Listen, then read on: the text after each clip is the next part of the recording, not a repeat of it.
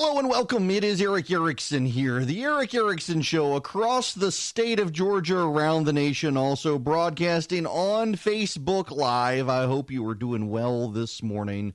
The phone number here, if you would like to be a part of the program, 877-973-7425. That is 877-97-ERIC, E-R-I-C-K, 877-973-7425, being the phone number you would want to use to call in, of course. Now, we need to talk about the elections last night. The elections last night were very interesting, and the media is rushing. The media is really rushing to blame Donald Trump for Matt Bevin's loss in Kentucky. Matt Bevin, the incumbent governor in Kentucky, going down to Andy Beshear last night. Listen, you can't blame Donald Trump for what happened in Kentucky. There are warning signs for the GOP around the nation last night, but Matt Bevin is not one of them. Matt Bevin is not one of the problems the GOP has to worry about. I want to play you some audio real quick. This is from Dana Bash at CNN.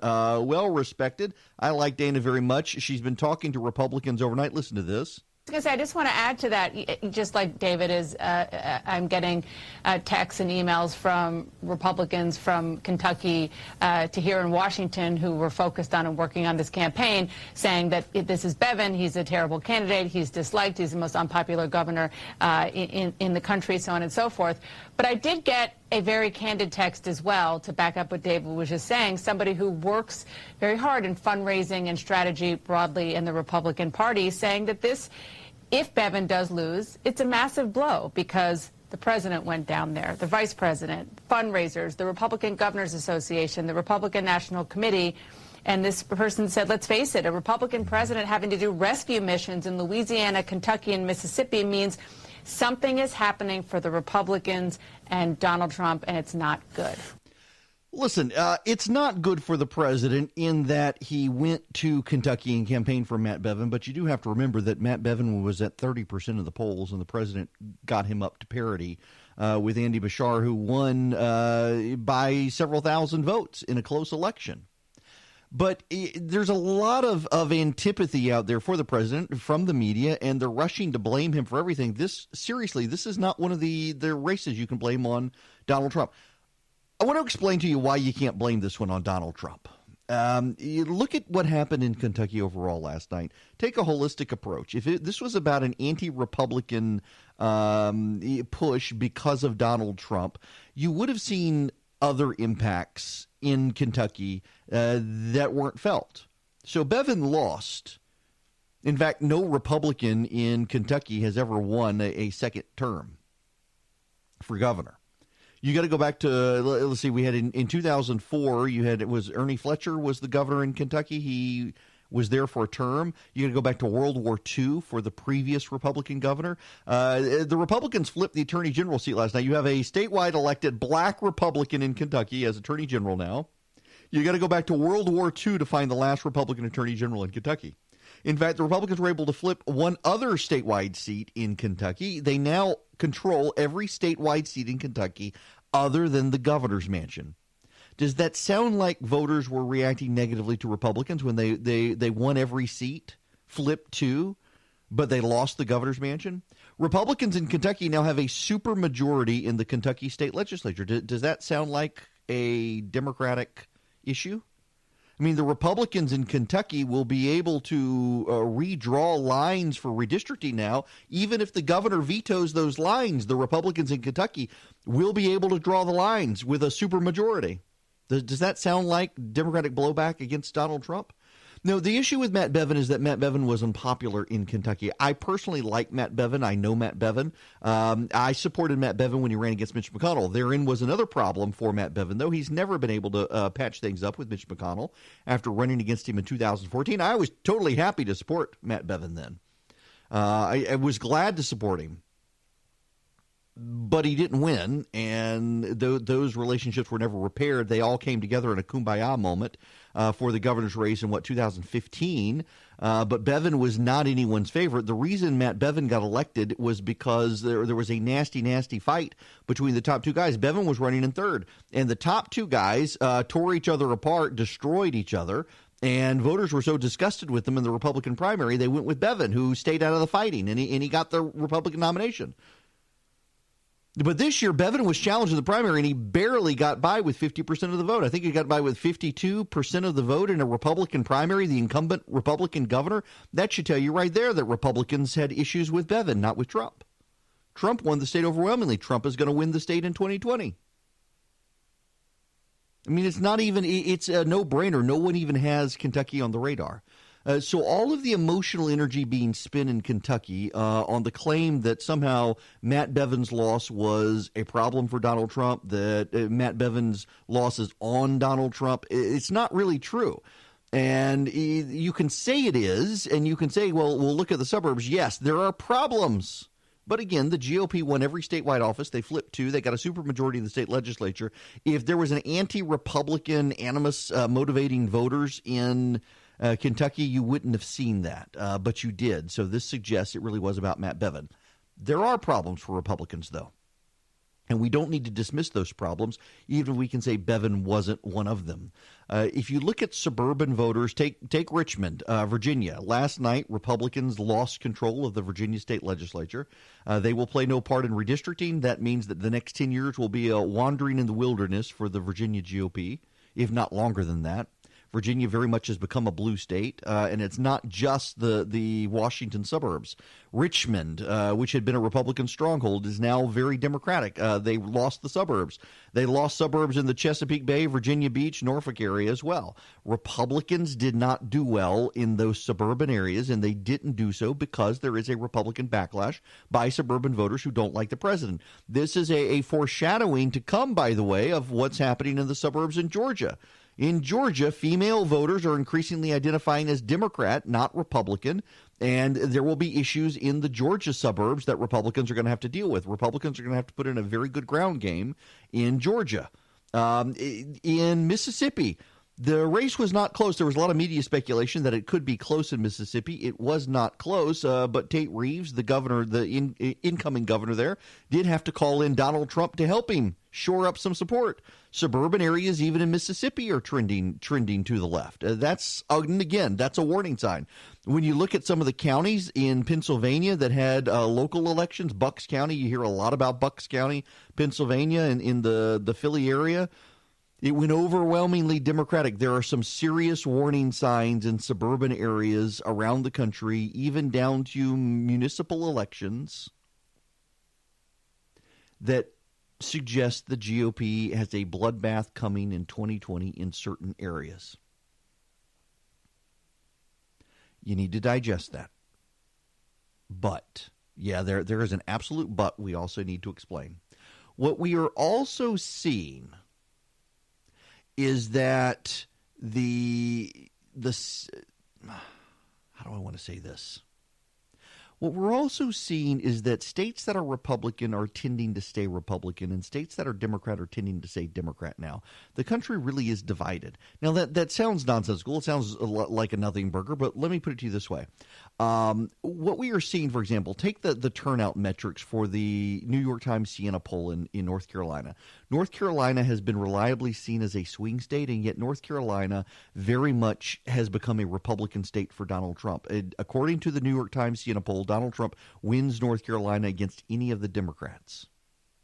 When not that long ago, North Carolina was seen as a potential blue state. People talked about it as a trending blue state. Republicans had that special election where they secured the congressional seat that had tended to lean Republicans, but the suburbs in the Charlotte, North Carolina area trended Democrat, except not all of them did.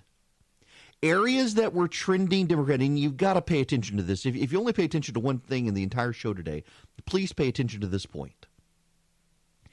Suburban areas that were trending Democrat rushed to become Democrat in the special election in North Carolina for the congressional seat. The Republican wound up winning.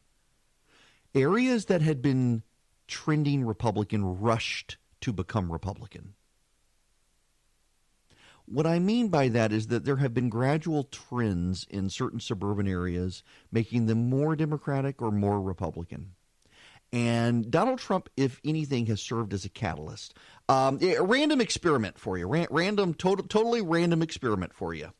If you take hydrogen peroxide, H2O2, yes, we're into chemistry now. You'll only hear chemistry talked about on the radio right here. Might destroy the ratings. I apologize to the local stations and program managers for engaging in a chemistry discussion. Take H2O2, that is hydrogen peroxide, 2 atoms of hydrogen, 2 atoms of oxygen. You've got H2O2, hydrogen peroxide. You can use it to dye your hair. Hydrogen peroxide wants to get rid of the oxygen as rapidly as possible. If you expose it to light, expose it to heat, or there are various substances you can use. My favorite is called potassium permanganate.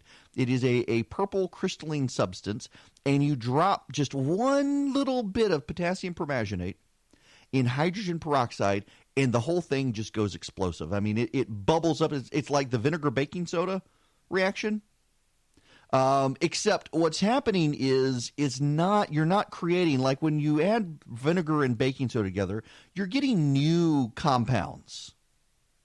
With hydrogen peroxide and potassium permanganate, you're not getting a chemical reaction there per se where it's creating new chemicals. It's just releasing the oxygen. The oxygen wants to go away anyway. If you leave hydrogen peroxide in the sunlight, the oxygen is going to leach away, and you're going to get water out of it. But you add the potassium permanganate, and it escalates. It serves as a catalyst for the pre-existing reaction that was going to happen anyway. Well, we're seeing that Donald Trump, just like the potassium permanganate, you drop it in the hydrogen peroxide, and the whole thing just fizzes up, and all the oxygen goes away. If you stick a match to it, it explodes. It's actually pretty awesome. I don't recommend you try it at home. When I was a kid, I used to. I had this side venture as a kid where I would fill up balloons with hydrogen or oxygen, and my friends and I would blow them up, but that's neither here nor there. But it's a catalyst. It's a catalyst reaction. It escalates something that was already going to happen, a chemical reaction that was already going to happen. The catalyst speeds it up. Donald Trump is serving as a catalyst. Donald Trump you drop him into suburban areas and you immediately see that hydrogen peroxide fizzing up reaction, separating out between the oxygen and the water. You see it separating out the Democrats from the Republicans. You drop Donald Trump in the middle of a suburb, and suddenly, boom, the suburb either turns bright blue or the suburb turns bright red. And we saw that in North Carolina. And there were more Republican areas than there were Democratic areas, and that helped the Republicans. And we're seeing that translate differently around the country. For example, in the suburbs of Cincinnati, Ohio is a state the Republicans must win. No Republican has ever won the presidency without winning Ohio. And we're seeing Cincinnati and Columbus, Ohio, and Dayton, Ohio suburbs that had been slightly Republican rapidly turning blue because of Donald Trump. We see this in the metro Atlanta area. I'm in Macon, south of Atlanta. I have a separate talk show in Atlanta. I deal with Atlanta a lot. I know Atlanta politics. And we're seeing this in Cobb County and Gwinnett County. With Gwinnett County, what's very interesting is it's not happening as rapidly as Cobb County. And part of the reason is demographics.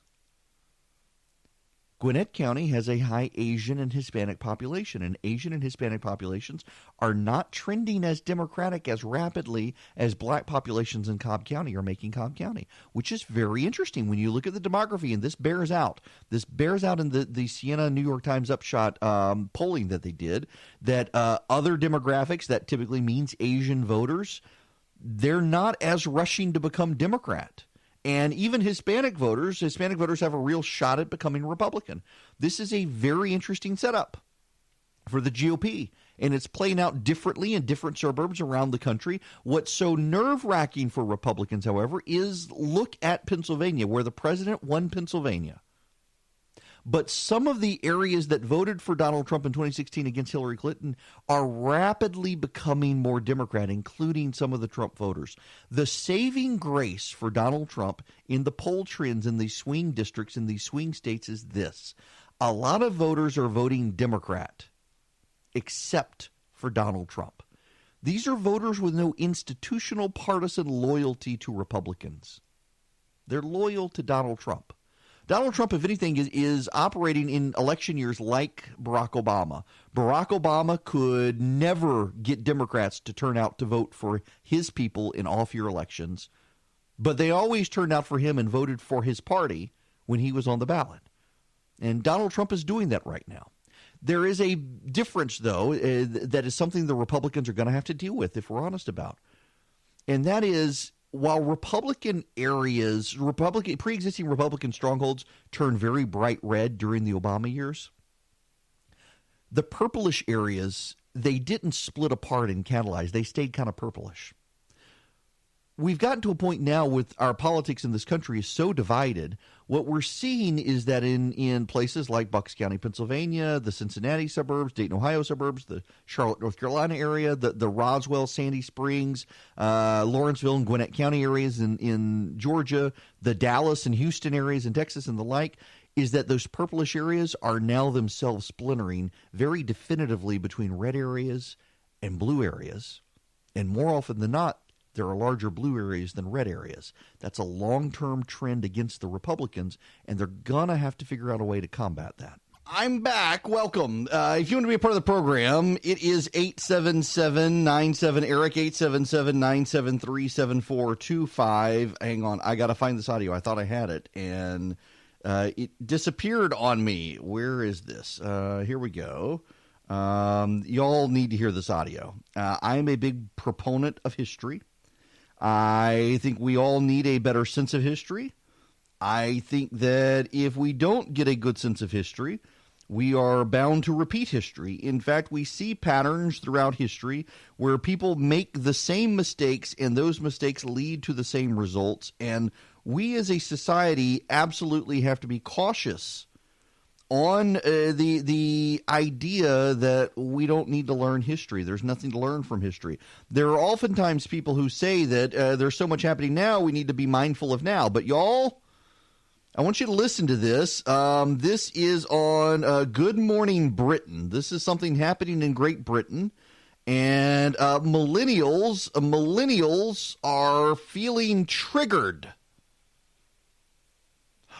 when they have to learn about World War II. Listen to this. Hang on a second. Let me reroute. Here we go.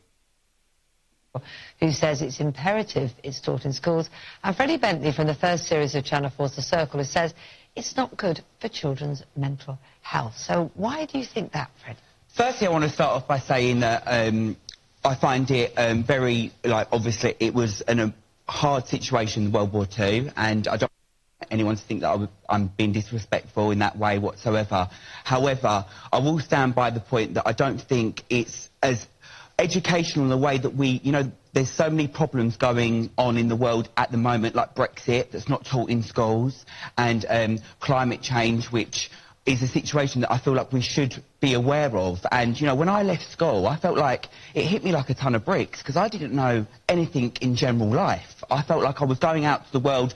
I've completed my GCSEs. I felt like I knew that what I was doing in life. Then all of a sudden, it hit me because I didn't know how to save for a mortgage. So I feel like instead of, focusing so much on our history and holding on to this past, that we can let it go a little bit. I'm not saying get rid of it totally, but let go of it a little bit and replace it with a subject that is going to be beneficial to us in the future. Yeah, more relevant. Good point, Michael. Does it really matter? World War, the First World War, the conflicts that have taken place, and the fight for freedom that you and I enjoy. And I totally get that, but I don't think it needs to be put in such a young way to young children. Like,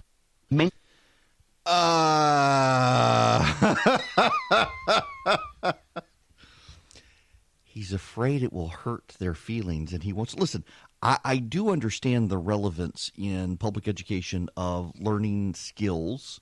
How do you get a mortgage? How do you save for a mortgage? Things like that. Although if you're coming out of high school, you can learn that stuff in college. And this guy apparently is 22 and been through college and still didn't pick those life skills up. So I don't exactly know how that's going to help him. But the idea that there's nothing to learn from history, there's actually a ton to learn from history. In fact, it's one reason, particularly in war colleges, you have to study wars of the past. You can learn about the generals. You can learn about their thinking, their strategy. You can learn from history things that you can't learn from the present. For example, to understand why there is a Brexit, you do need to understand the history of Western Europe. to understand why there is a European Union. You need to understand the history of Western Europe. You need to understand those things to be able to put the president in proper context. This is one of the biggest issues I have with progressives these days, and it's a historic one. Jonah Goldberg has written about this a lot, is that they have no sense of history.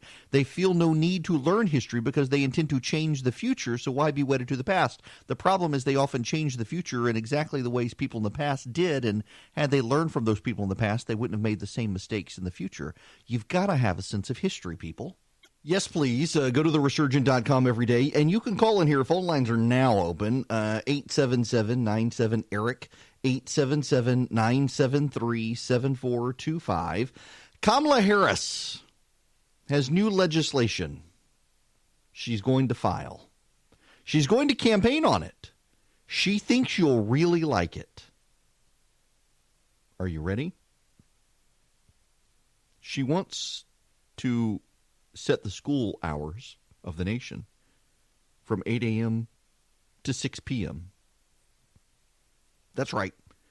So every child will go to school from 8 a.m. to 6 p.m. Yeah.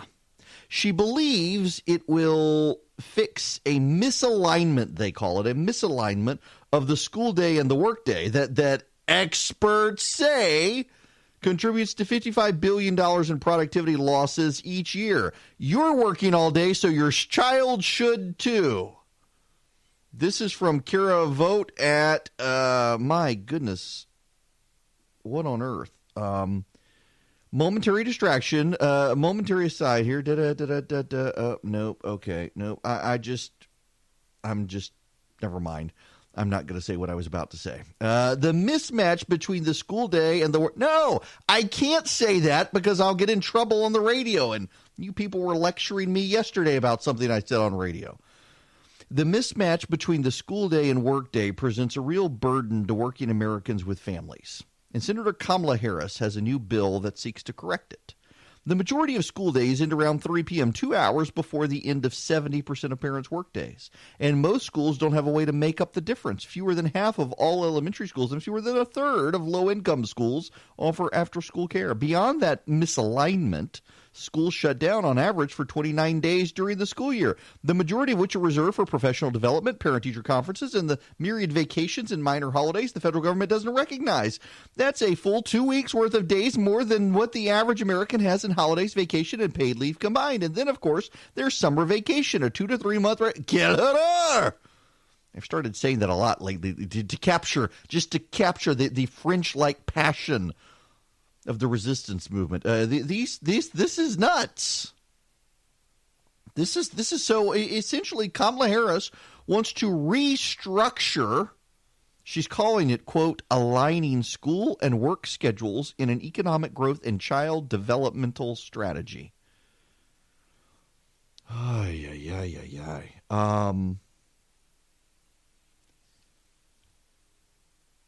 Kids should not be in school all day. If we're going to restructure, let me throw out a wild, crazy idea.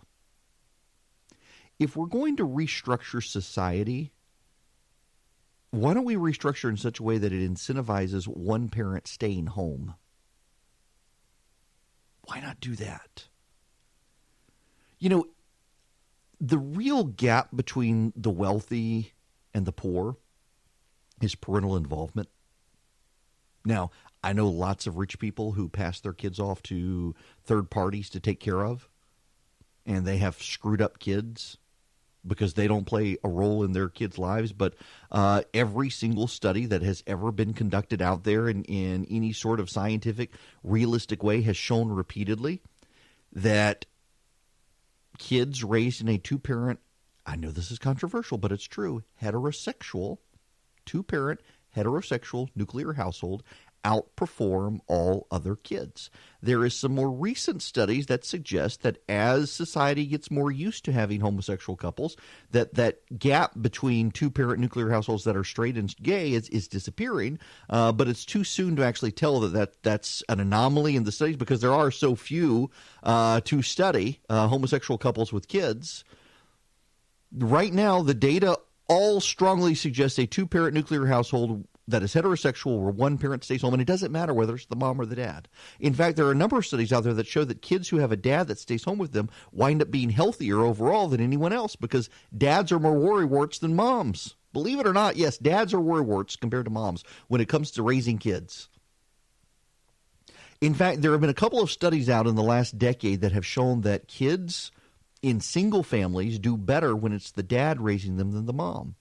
Because the dad is much more on top of, you got sniffles, we need to go to the doctor. And that's not to disparage moms at all. I'm just telling you what the studies show.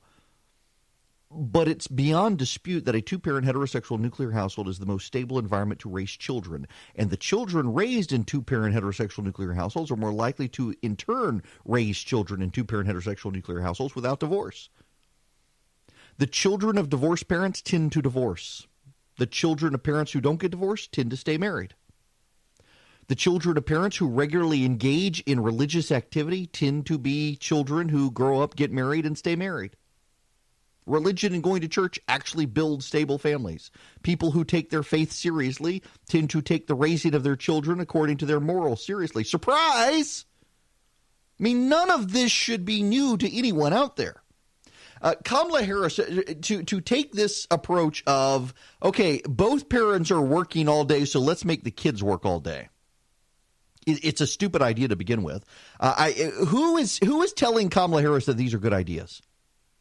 Do you really think the majority of parents in America who have come to terms with the idea of their kids may go home early from school, the latchkey kids, the whole, in the 1980s, when I was growing up in the 80s and the early 90s, the latchkey kid was a new phenomenon, and the media obsessed over latchkey kids. You know what latchkey kids are? Latchkey kids were parents. They're boomer parents. More often than not, they're boomer parents. Their boomer parents were going into the workforce and having kids. The moms wanted to work. It was female equality. They're going to have jobs too. And so they gave the kids keys, and the kids could drop themselves off at home after school. The latchkey kids, they could let themselves in. They had keys to the house. They knew how to use it. It was a big thing, particularly in the late 80s. In the late 80s, man, after school specials, they were all about the latchkey kids. In the early 90s, about the latchkey kid on the way home, and somebody offers him drugs, and what do you do? And I remember one of the after school specials was the latchkey kid goes home with his bro who buys him drugs, and they get high while mom and dad are gone, and they have a terrible situation, and one of them gets sick, and they don't know what to do, and they all freak out, and little Johnny never does that again. The latchkey kids. So in Kamala Harris's, we're going from the latchkey kids to the imprisoned kids. They're let out at 6 p.m. when the parents come and pick them up. No more vacations for you, little Johnny, because mom and dad can't take it, so you can't take it. Listen, and I don't mean to make light of the situation of parents who are in situations where they do have to work. And their kids take a vacation. What do they do? Does the kid have to come sit at the work with them? I know people who've had to do this. I know people who've had to bring their kid to the office. And I'm sympathetic to that. But do we need to disorder and upend all of society and all of our patterns and practices of society in educating our kids to accommodate parents who work until 6 p.m. when the kids get out of school at 3?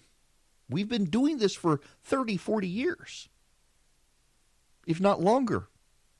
What I'm struck by here, though, and honestly, so those of you who got the email, I sent out an email of what the show is going to be. If you want it, so you can see the kind of the order of things that I'm going to talk about, you'll realize that I never ever follow the order of the show. Those are just to help me think. I want to talk about these certain things. Here's how I'm going to arrange them. Here's how I'm going to put them in order. I was not going to talk about this, and then this hit. So this show has flexibility. If you want that email, by the way, text show to 33777, and you can get it. What was I supposed to be talking about right now? According to the outline, I was supposed to be talking about Epstein and Weinstein. We'll get to Epstein and Weinstein here in a minute. I think this is now hitting the wire, and this is relevant, and we need to talk about this. The collapse of the two-parent heterosexual nuclear household in this country is one of the chief things that has undermined the education system and the economy of this country. A two-parent nuclear household where one parent stays home and helps raise the children, does homework with them, provides for the family while the other goes off to work and works. We consider that a bastion of patriarchy, and that is bad. If dads can work and earn money, moms should work and earn money too, except what we do is this is a very selfish mindset that ignores the kids. Someone needs to raise the kids. And what we're finding more and more is that Uncle Sam has essentially indoctrinated so many people into believing Uncle Sam can raise the kid in a government school while you're off at work, except for those first 5 years. Well, we're going to throw them in some sort of daycare or pre-care where they never build a relationship that is stable with their parents. And now what we find is that those of us who actually took the time to work extra hard, so one of our spouses could stay home and raise the kids, we're considered bad. We're privileged, and that privilege is bad, and we can't be listened to. You see how all of progressive society stigmatizes that which is wholesome and good and normal. Gertrude Himmelfarb talked about this, that the bourgeois family is considered bad, that which is good is considered deviant, that which is deviant is now considered good, that which goes against the way we should raise people in society is now good, that which suggests we should raise children in certain ways, that's now bad. Having a parent who stays home with the kids is a good thing. This is not to disparage the people who can't, and unfortunately there are a lot of people who hear this, they're like, you're attacking me, I can't stay home with my kids. I'm not attacking you. It is not my intent to attack you, but it is my intent to tell you that if a parent can be incentivized to stay home with the child, that's what we should do. You know, if I were king for a day, like the Cowardly Lion, if I were king for a day and I could restructure tax law, just snap my finger and say, this is going to be it now, let me tell you what I would do. I would impose on all Americans a 15% flat income tax. Every penny you earn, every dollar you earn, 15 cents of it would go to the federal government. Everything. Across the board. From your first dollar, 15 cents. There would be no deductions. There would be no exemptions. We would start it at $40,000. So people who earn less than $40,000, you wouldn't have to pay any taxes. But starting from $40,000, 15% of your income would go to the federal government. No deductions, no exemptions, 15%. It'd be very simple. Fill it out on a postcard. Take all the money you earn, capital gains, income, investments, you name it, and 15% of that goes to the federal government. But if you have children under the age of 18 and you're filing jointly, you're married and you're filing jointly and one spouse stays home, your tax rate would be 10%. With a deduction for your children. So it would actually be less than 10%. No deductions, no exemptions, nothing for your average American, 15%. That money would go. 10% is good enough for God, but we're talking government here. You got to give them 15% because they're not as efficient as God. But if you have kids and you've got a stay-at-home mom or dad, doesn't matter, mom or dad, who's not earning income outside the house, then your income is 10% and you get a deduction for each child you have. The more children you have, the less you pay in taxes. We need to incentivize population growth, and we need to incentivize two-parent heterosexual nuclear household stability. For a long-term stable society, that's what we should do. Now, that's a hugely controversial idea. It is hugely offensive to a lot of people. A lot of people hear this and you think you're putting down single parents, you're putting down working women, you're putting down working families. I can't help you with your emotions if you're offended by what I'm saying. I'm just telling you that the reality is a mom or a dad who stays home with the kids has a full-time job. And it's kind of absurd to me that the entire rhetoric of this working moms thing ignores the fact that a mother who stays home with her children or a father who stays home with his children is busting their rear end every day. The modern American homemaker housewife, house husband, is probably the least appreciated worker in the United States. Because people look at that person and presume they do not work. A number of years ago, because of my wife's health, we decided that it was time for me to do what I could and work as much as I needed to earn the money so that my wife would not have to go to work. And I wound up working 3 jobs so that my wife could stay home with the kids and raise the kids. And I was burning the candle at both ends. And I do not have a memory of my oldest, the first year of her birth. Very few memories of her first year because I was traveling so much for work. But she got that quality time with her mom. And at that time, her mom was still working. When we had our second, Christy stayed home.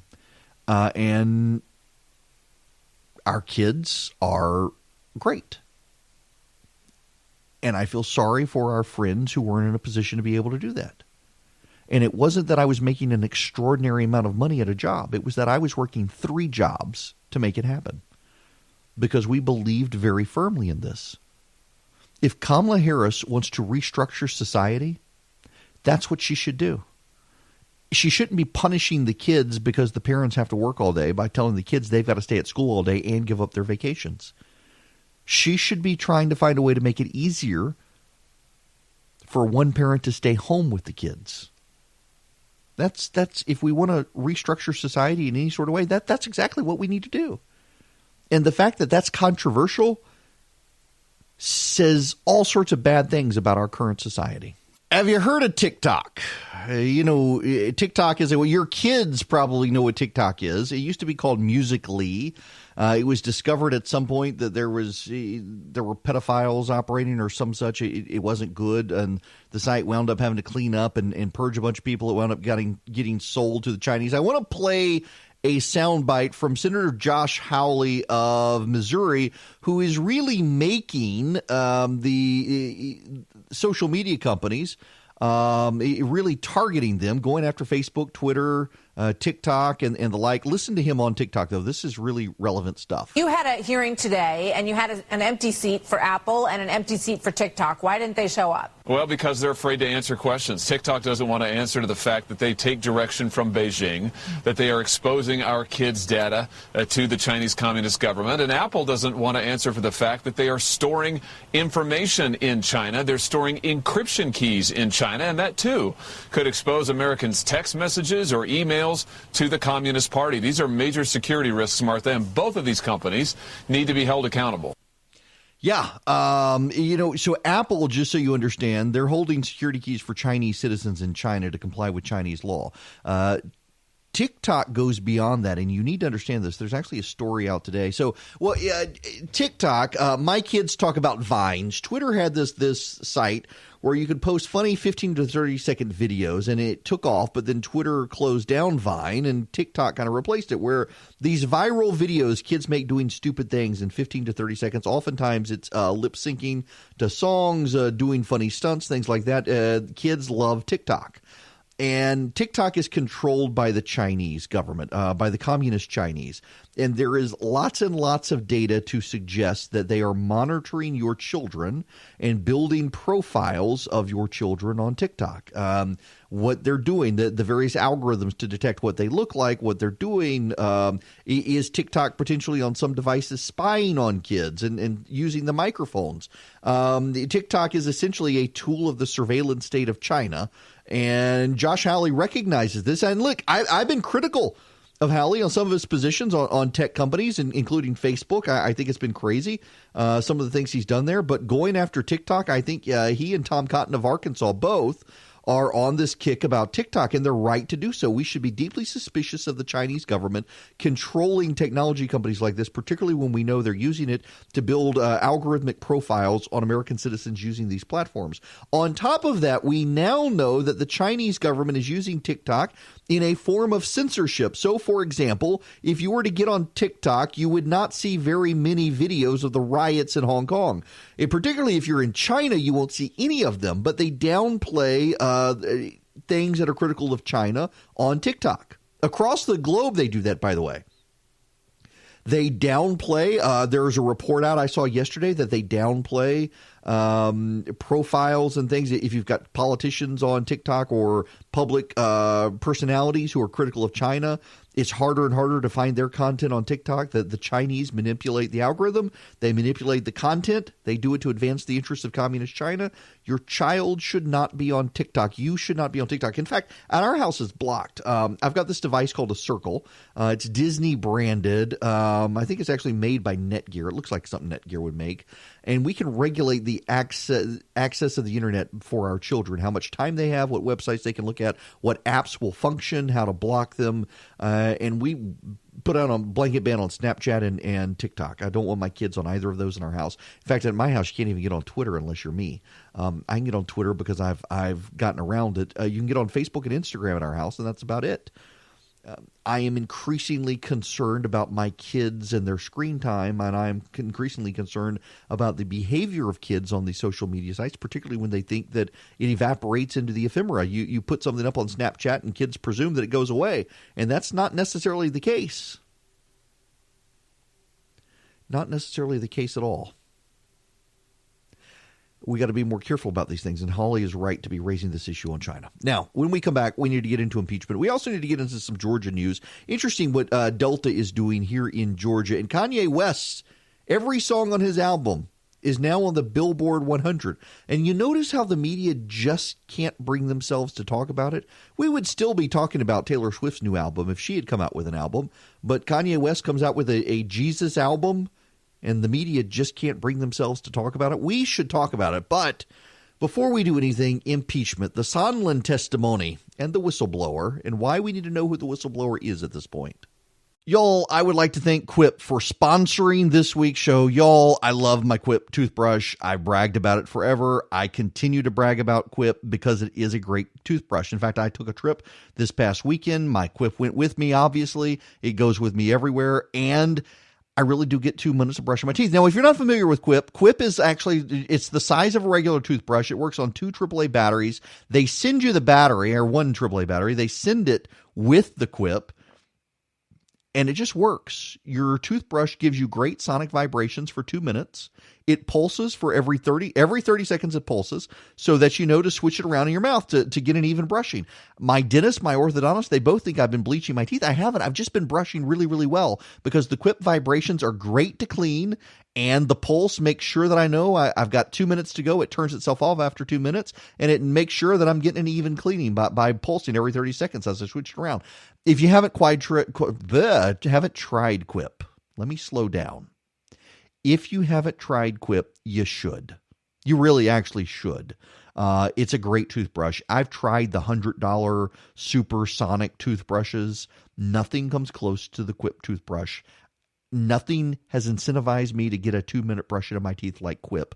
You'll find that's the case with you, my wife, my kids. We've all got Quips. Quip starts at just $25. You can get your first refill free at getquip.com/Erickson, ERICKSON. It's a simple way to support the show. It's a simple way to get a better toothbrush. You go to GetQuip, GetQuip.com/Erickson, and you'll get a refill free. Your brush head, every 3 months, they'll send you a new one. Your first one will be free. Go right now to GetQuip, GetQuip.com/Erickson. Take advantage of this great deal. Thanks to Quip for sponsoring the show. Hello and welcome. It is Eric Erickson here, the Eric Erickson Show, around the nation, here in Georgia on Facebook Live. You can pretty much get me everywhere. You can go to theresurgent.com as well. You should follow me on social media at EW Erickson, Twitter, Facebook, Instagram, YouTube, EW Erickson, EWERICKSON. And you can call me if you want to call and chat this morning. Phone lines are open, 877-97-ERIC. That's 877-973-7425. If you weren't here the first hour, we already covered the Bevin race, the Virginia race. We'll circle back to them, but we need to talk about impeachment right now. And I want to talk about it from several angles. Of course, there's the news of Gordon Sondland, who's now basically saying, yes, there was a quid pro quo, and he gave it to the Democrats. But I want you to dwell for a moment, if you will, on Mitch McConnell's statements in the U.S. Senate yesterday regarding impeachment. Now, we've not started discussing this. If the House acts I think the place to start would take a look at what the agreement was 20 years ago as a starting place and discuss how we may be able to agree to handle the process. After that, it's largely out of our hands, in the hands of the Chief Justice who presides over it, who rules on motions. And how long it goes on really just depends on how long the Senate wants to spend on it. I will say I'm pretty sure how it's likely to end. If it were today, I don't think there's any question it would not lead to a removal. So the question is how long does the Senate want to take? How long do the presidential candidates want to be here on the floor of the Senate instead of in Iowa and New Hampshire? And all of these other related issues that may be going on at the same time. It's very difficult to ascertain, how long this takes. I'd be surprised if it didn't end the way the two previous ones did, with the president not being removed from office. Yep. Now here is Mitch McConnell some more on the impeachment process. This issue is still in the House. They've only just last week voted to take it up. And I thought it was noteworthy that not a single Republican voted to open this inquiry in the House. But for myself, I'm not going to start commenting on all of these episodes that occur on a daily basis that are unfolding over in the House, but to say that it seems to me they still are not providing the same kind of basic due process rights that were provided both Richard Nixon and Bill Clinton. They can't even get the process right. So beyond that, we'll wait until we get it here. It looks to me like they're hell-bent to do it, and that we will end up in an impeachment trial at some point. Yeah, there is going to be an impeachment trial. It is going to come. The Democrats are hell-bent on doing it, but they can't get the process right. He's right on all this stuff. I read a tech blog called Stratechery by a guy named Ben Thompson. He lives in Taiwan, and he covers tech and the intersection of technology and business and strategy for tech companies. It's actually a very thoughtful site. A buddy of mine subscribes to a daily newsletter that Ben Thompson sends out. You can go to his website if you're ever interested in stuff like this. I read a lot of tech blogs. I'm very interested in technology and computers. I'm a huge Apple fan. You can go to Stratechery, S-T-R-A-T, Strat, E-C-H-E-R-Y, Stratechery. Basically, Strat Tech E-R-Y. And he wrote a very interesting piece on tech and liberty where he largely defends Facebook. Facebook has decided it's not going to block the ads of politicians. It's not going to, if a politician puts up a blatant lie on Facebook, it's not going to stop the politician from putting it up on Facebook. And Ben Thompson argues that, John Stuart Mills, who the founders relied on as they were drafting the First Amendment, he was really one of the leading philosophers of his day, said that there's value in the lie. And so you shouldn't block the lie. There's actually value in the lie. And the value in the lie is more often than not the sign of someone's character. That you as a civic-minded person engaged in society have obligations to think for yourself and determine for yourself if something's true or false. And if something is false and someone is blatantly lying to you, then you can get a sense of that person's character. There is a value to the lies being out there, and Facebook is taking that John Stuart Mills position. But he writes this. He writes this. Actually, wrong paragraph. Yes, here it is. He says that it is problematic for him in his industry to take this position.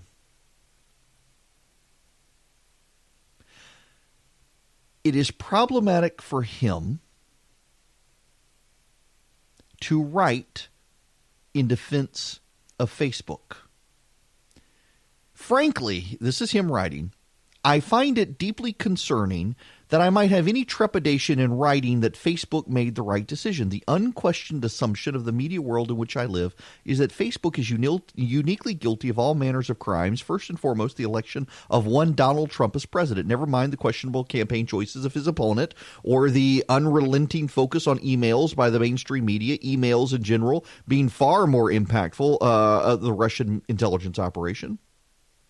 Think about that. Here's a guy in the tech press who has to note that it is it's concerning that he's got trepidation on saying what he thinks about Facebook. I bring that column up because it was on my mind when I was writing what I was writing last night, because I am very mindful. I have a lot of friends of mine who treat impeachment very seriously. They think the president's done something wrong. Now, they've never liked the president to begin with. And just because they're louder now doesn't mean there's more opposition to the president. But they don't like him. And I've got some friends who are Republicans who they voted for the president, but they never really liked him. And they're thinking, hey, now this is the way to get rid of him. Let's do impeachment. And it is with trepidation that I say what I'm about to say, because I know it's going to make a lot of people, some of whom are friends of mine, just angry with me. Oh, you're in the cult now, personality cult, whatever. People can't accept that people think for themselves. I think that impeachment is a political process.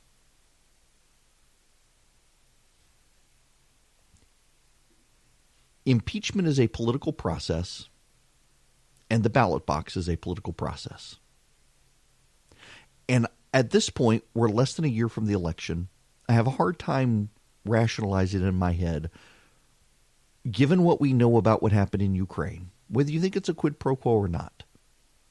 Why should Congress do this when the voters can do it? Because it's the rule of law. They pound their fist on the table. Rule of law, rule of law. That's me pounding my fist on the table. That's what I hear from all my friends. If this isn't impeachable, nothing is impeachable. I don't know. That to me sounds like the people who in 2016 said, if you're not voting for Trump, you're voting for Hillary. Well, I didn't vote for Trump and I didn't vote for Hillary, and he still got elected. This is the rule of law. And if you don't back impeachment, well, if this isn't impeachable, nothing's impeachable. The impeachment clause is meaningless. And aren't you a constitutional? That sounds very much to me like the arguments from people in 2016 who were yelling at you if you didn't want to back Hillary or Trump. Let me throw out a novel, crazy idea to you. Just this is gonna rock the world of some of you. Some of you are going to be really upset with me for saying it. What if something that's impeachable 2 years ago is not impeachable now? Well, what if something that was impeachable 2 years ago is not impeachable now? Now, how could this be? The rule of law, the law hasn't changed. Yes, but impeachment's a political process, is it not? This is what we're hearing. See, I think both sides are trying to have it both ways. You've got people saying, we need to hear the whistleblower. We need the whistleblower. Well, we got to know the whistleblower. And the other side is saying, well, this isn't a criminal proceeding. But the president has the right to face his accuser. Exactly. This isn't a criminal proceeding. If this were a criminal proceeding, the president would have the right to face the accuser. But this isn't a criminal proceeding. We have other firsthand accounts. We don't need the whistleblower. Yeah, okay. Well, based on that logic, we don't need impeachment. If this is a political process, it's not the rule of law. It's not a court process. We don't need impeachment either. We're less than a year from the election. Let that political process choose it. See, what we're arguing over is which political process should we use to beat the president, essentially. And Democrats are saying right now, here and now, use this process, beat the president, convict him, throw him out of office, be done with it, and then we'll have the election. And I think more and more in my head, the way I think about this, let the voters do it. Gather up all the evidence you want. Gather up all the evidence and make it a campaign spectacle in 2020 that the president engaged in a quid pro quo and he tried to tar and feather Joe Biden in 2020 by pressuring a country to investigate him, and make that your campaign. The president can't be trusted with another term of power, unaccountable, unbeholden to the voters. But if impeachment is a political process, and it is, and no one argues about that, everyone agrees it is a political process. If it's a political process, then you have to examine the political ramifications of it. And I think at this moment, this country is so divided, all of the people demanding that the president be impeached are the same people who demanded he never be elected. Not a single person has been convinced otherwise, and they're not even trying to convince those people. They're disparaging those people. They're ridiculing those people. They're highlighting the people in the cult, saying, well, it depended on who he shot on the street before I decided whether or not he could have shot the person. But that person, of course, was trying to work themselves out of the question that was a trap. It was an absolute trap. The country is so divided, and there are so many people who hate the president, who will never give the president the benefit of the doubt, and contrast that, there are so many people who love the president and will never question the president. This should be decided by the voters, not by a group of Democratic congressmen and senators who have fundraised on the idea of impeachment. You see, here's the thing. Let me put it to you this way. The grand jury, per se, is the House of Representatives, and it goes to a trial in the Senate where the Senate serves as jurors. Now, I can tell you, Elizabeth Warren, Kamala Harris, Cory Booker, Bernie Sanders, they've all been out there saying impeaching. You had members of the House saying impeach the blankety blank, that's what they were going to do. And so how can the president get a fair trial in the Senate when Elizabeth Warren and Cory Booker and Kamala Harris and the like have already come out and said he needs to be impeached, he needs to be gone, this is the way to do it? The Democrats respond, well, this is a political process. It's not an actual process in a court of law. Exactly my point. So too is voting at the ballot box. At least then you have the voters who can make the case, and then you have the voters deciding, as opposed to a group of partisans in the Senate who have been fundraising on the idea. If you can't understand why half of this country looks at this process and thinks there's something broken about it, and that it was it was already rigged to begin with, you're not understanding the fundamental dynamics in this country right now. The country is supremely divided, and it's divided on things like this, and the impeachment process is only going to make it worse. There are ways to remove the president. You just got to wait until November of next year to do it. The people who want the president removed yesterday are the people who didn't want him elected in 2016. They haven't convinced anyone to go with them yet. You haven't convinced, the Democrats, for God's sakes, they haven't been able to convince some of those 19 Republicans leaving the House of Representatives who hate the president. Most of them hate the president. They don't like the president, and they're no longer beholden to the president, and there's nothing the president can do to them now because they're leaving. And the Democrats could not even convince them to side with them. The Democrats, if they rush this, they're going to screw it up. And right now it appears they're rushing it. If they take their time, it's going to spill over into primary season next year for the Democrats. It may impact Iowa. It may impact New Hampshire. It's on Mitch McConnell's schedule. They do it after the Christmas holidays. It starts up the second week of January. If it takes 5 to 6 weeks, like the Clinton impeachment did, they're going to be missing primaries. Because the senators who are running for president, they have to be in the Senate for the trial. They can't skip. The Senate Sergeant-at-Arms can round them up. So why disrupt the process? Why disrupt everything that's happening? And just settle this at the ballot box. Listen, I understand, and I don't want to make a lie to the people who say this really is a rule of law situation. The president engaged in a quid pro quo. He tried to have a foreign country investigate a political opponent for 2020, and we should reject that. And that's why we need impeachment. I get the argument. I really do. But you could make the argument to voters in 2020 and have voters reject the president over that issue.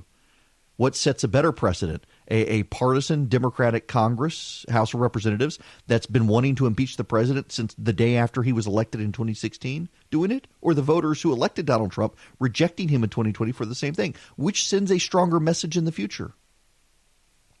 And again, if we were doing this last year, wait for the election wouldn't be an issue. If we were doing this last year, waiting for the election, we wouldn't have that argument because we would still be 2 years from it.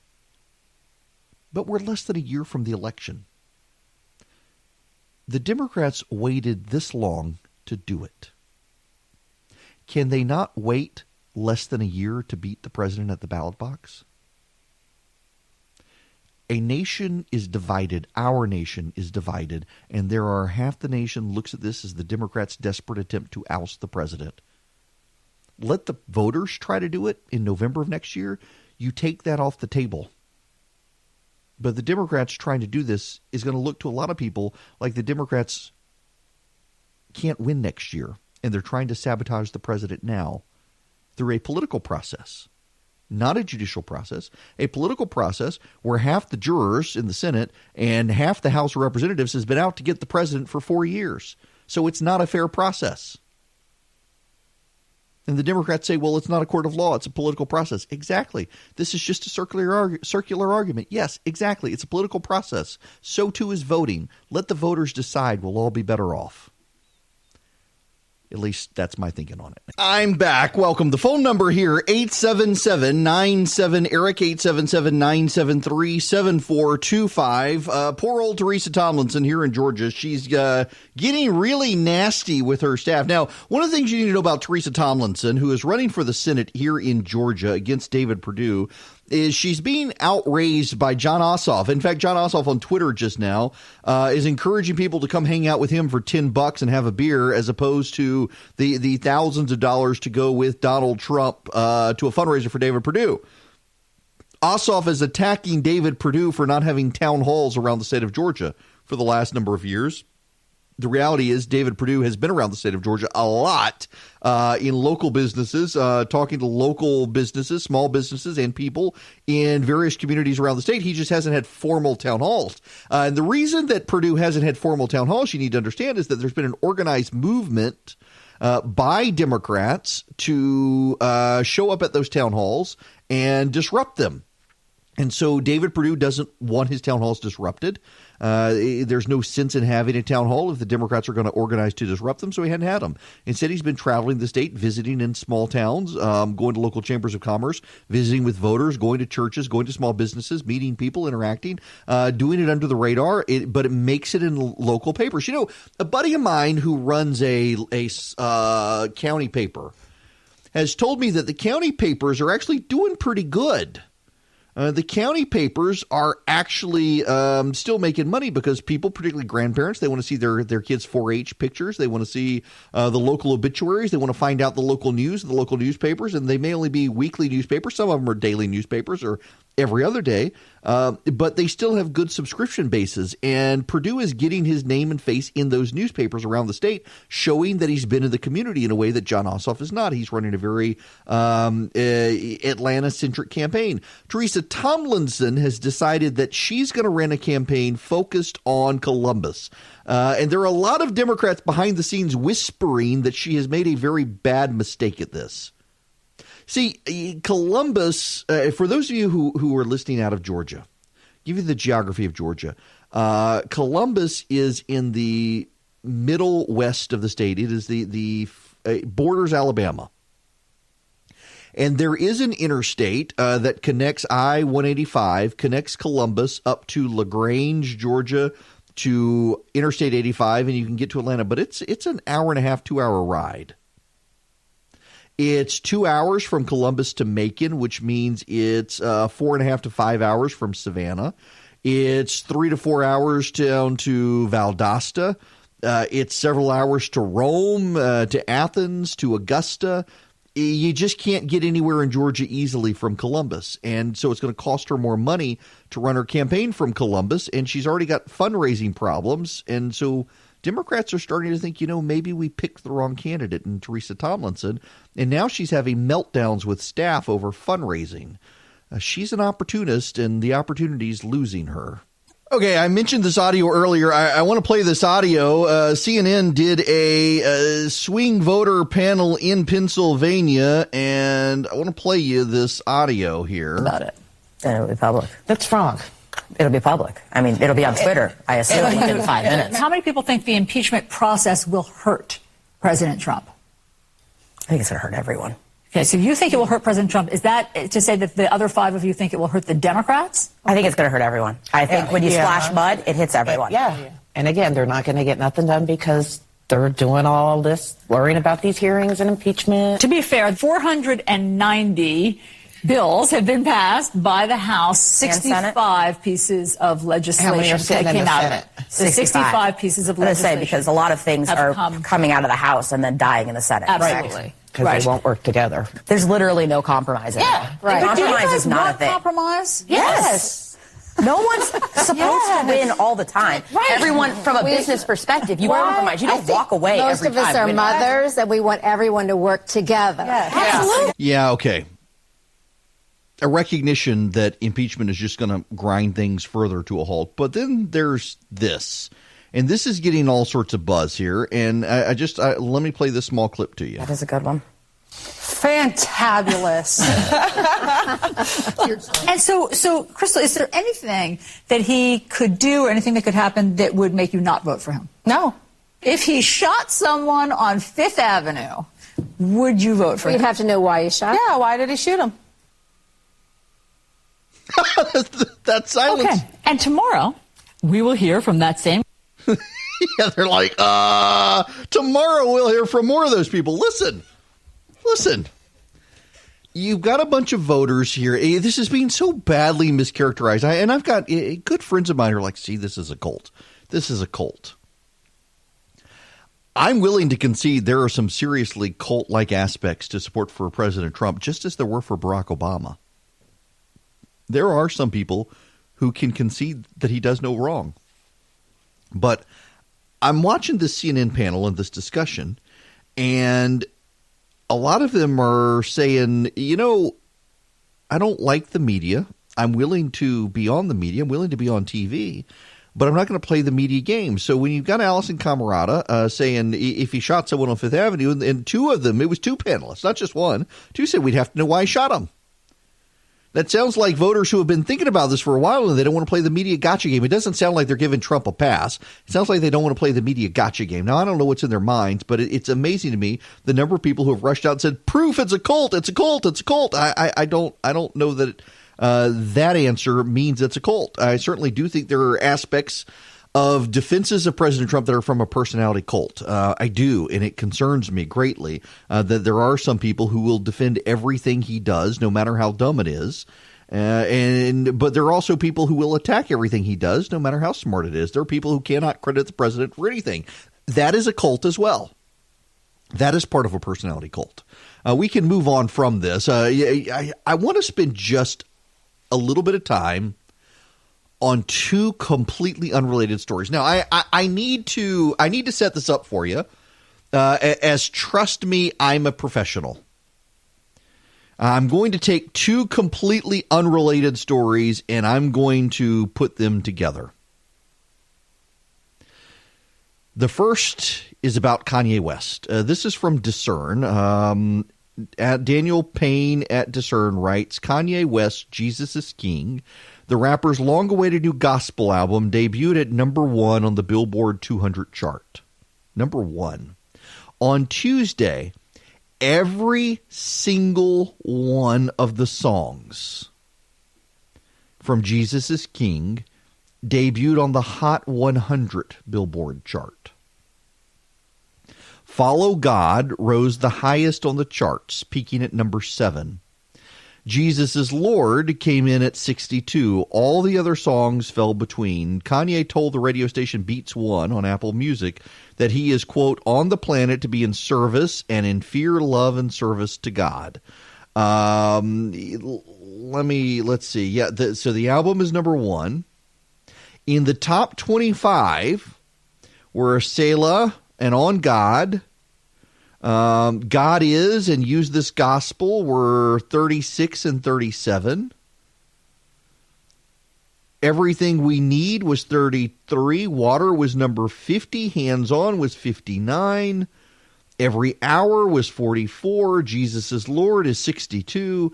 Every single one of his songs was there. Someone on Twitter who says she used to be a adult stripper and now is not. She turned herself over to the Lord. She says on Twitter, I used to strip dance to the song Gold Digger by Kanye West. Now, years later, I'm praising and worshiping the Lord while listening to his album, Jesus is King. You are never too far gone. God will call you, appoint you, and work through you to bring him glory. That was what this former stripper wrote on Twitter. Again, every single song on Kanye West's new album is in the top 100. Every single song. The album itself is number 1 in the nation. Now there's another story. Completely unrelated. I am a professional. Trust me. Bear with me. I can do this. The media is recirculating the Popeyes fried chicken sandwich story. It came back out on Sunday, and the media is giddy about this. In fact, there's a huge story in one of the news outlets, and I didn't link it, but I saw it. It was might have been Business Insider. Don't hold me to, or the LA Times. I can't remember. I look at a lot of media in the morning, but essentially that Chick-fil-A is for white people and Popeyes is for black people. And if you're someone who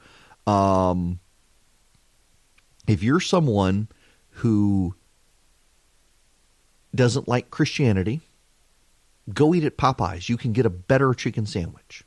If you don't like the Jesus freak nature of Chick-fil-A, go to Popeyes.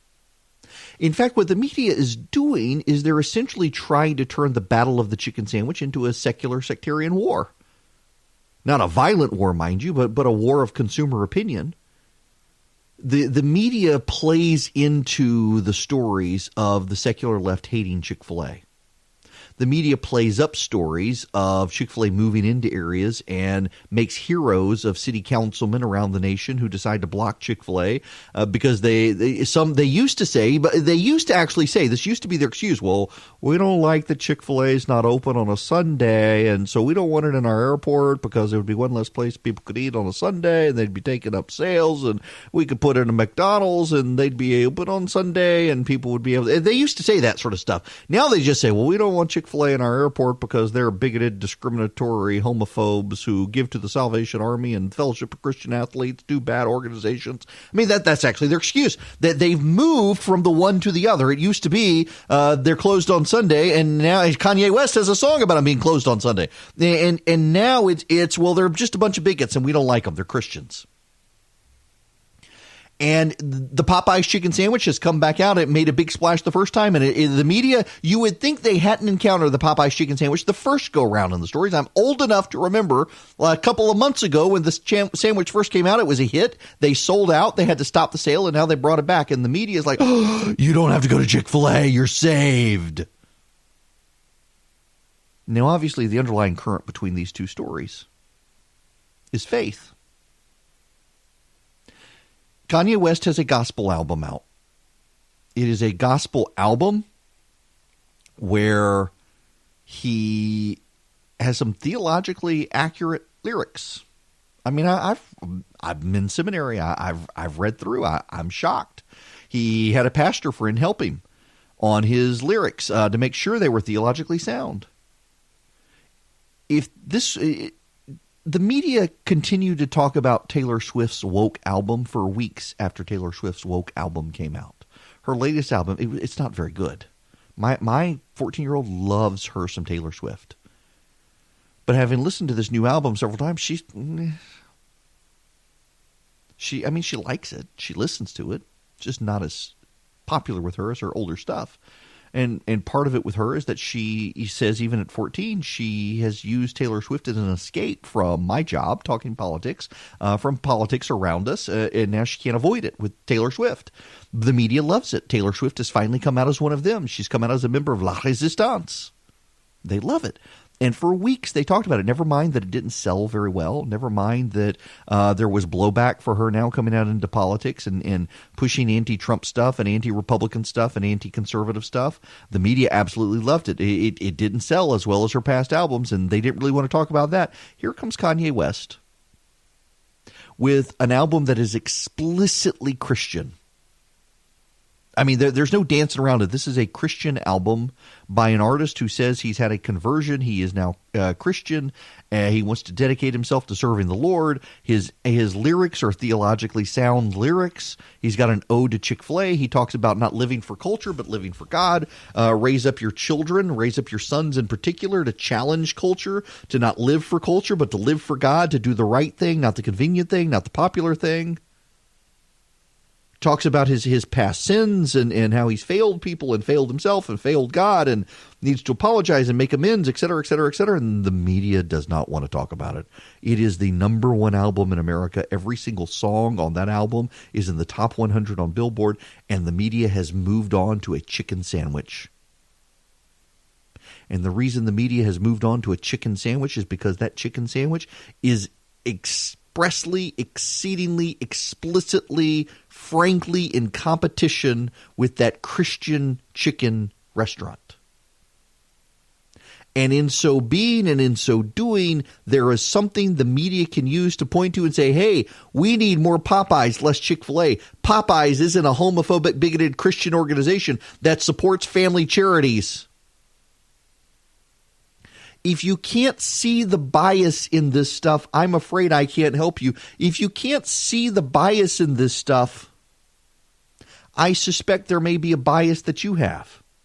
The media is a secular institution hostile to people of faith, hostile to things of faith, hostile to the values of people of faith, and is willing to speak truth to power and take on subjects that are uncomfortable and awkward, so long as it does not impact the bottom line of the media organization.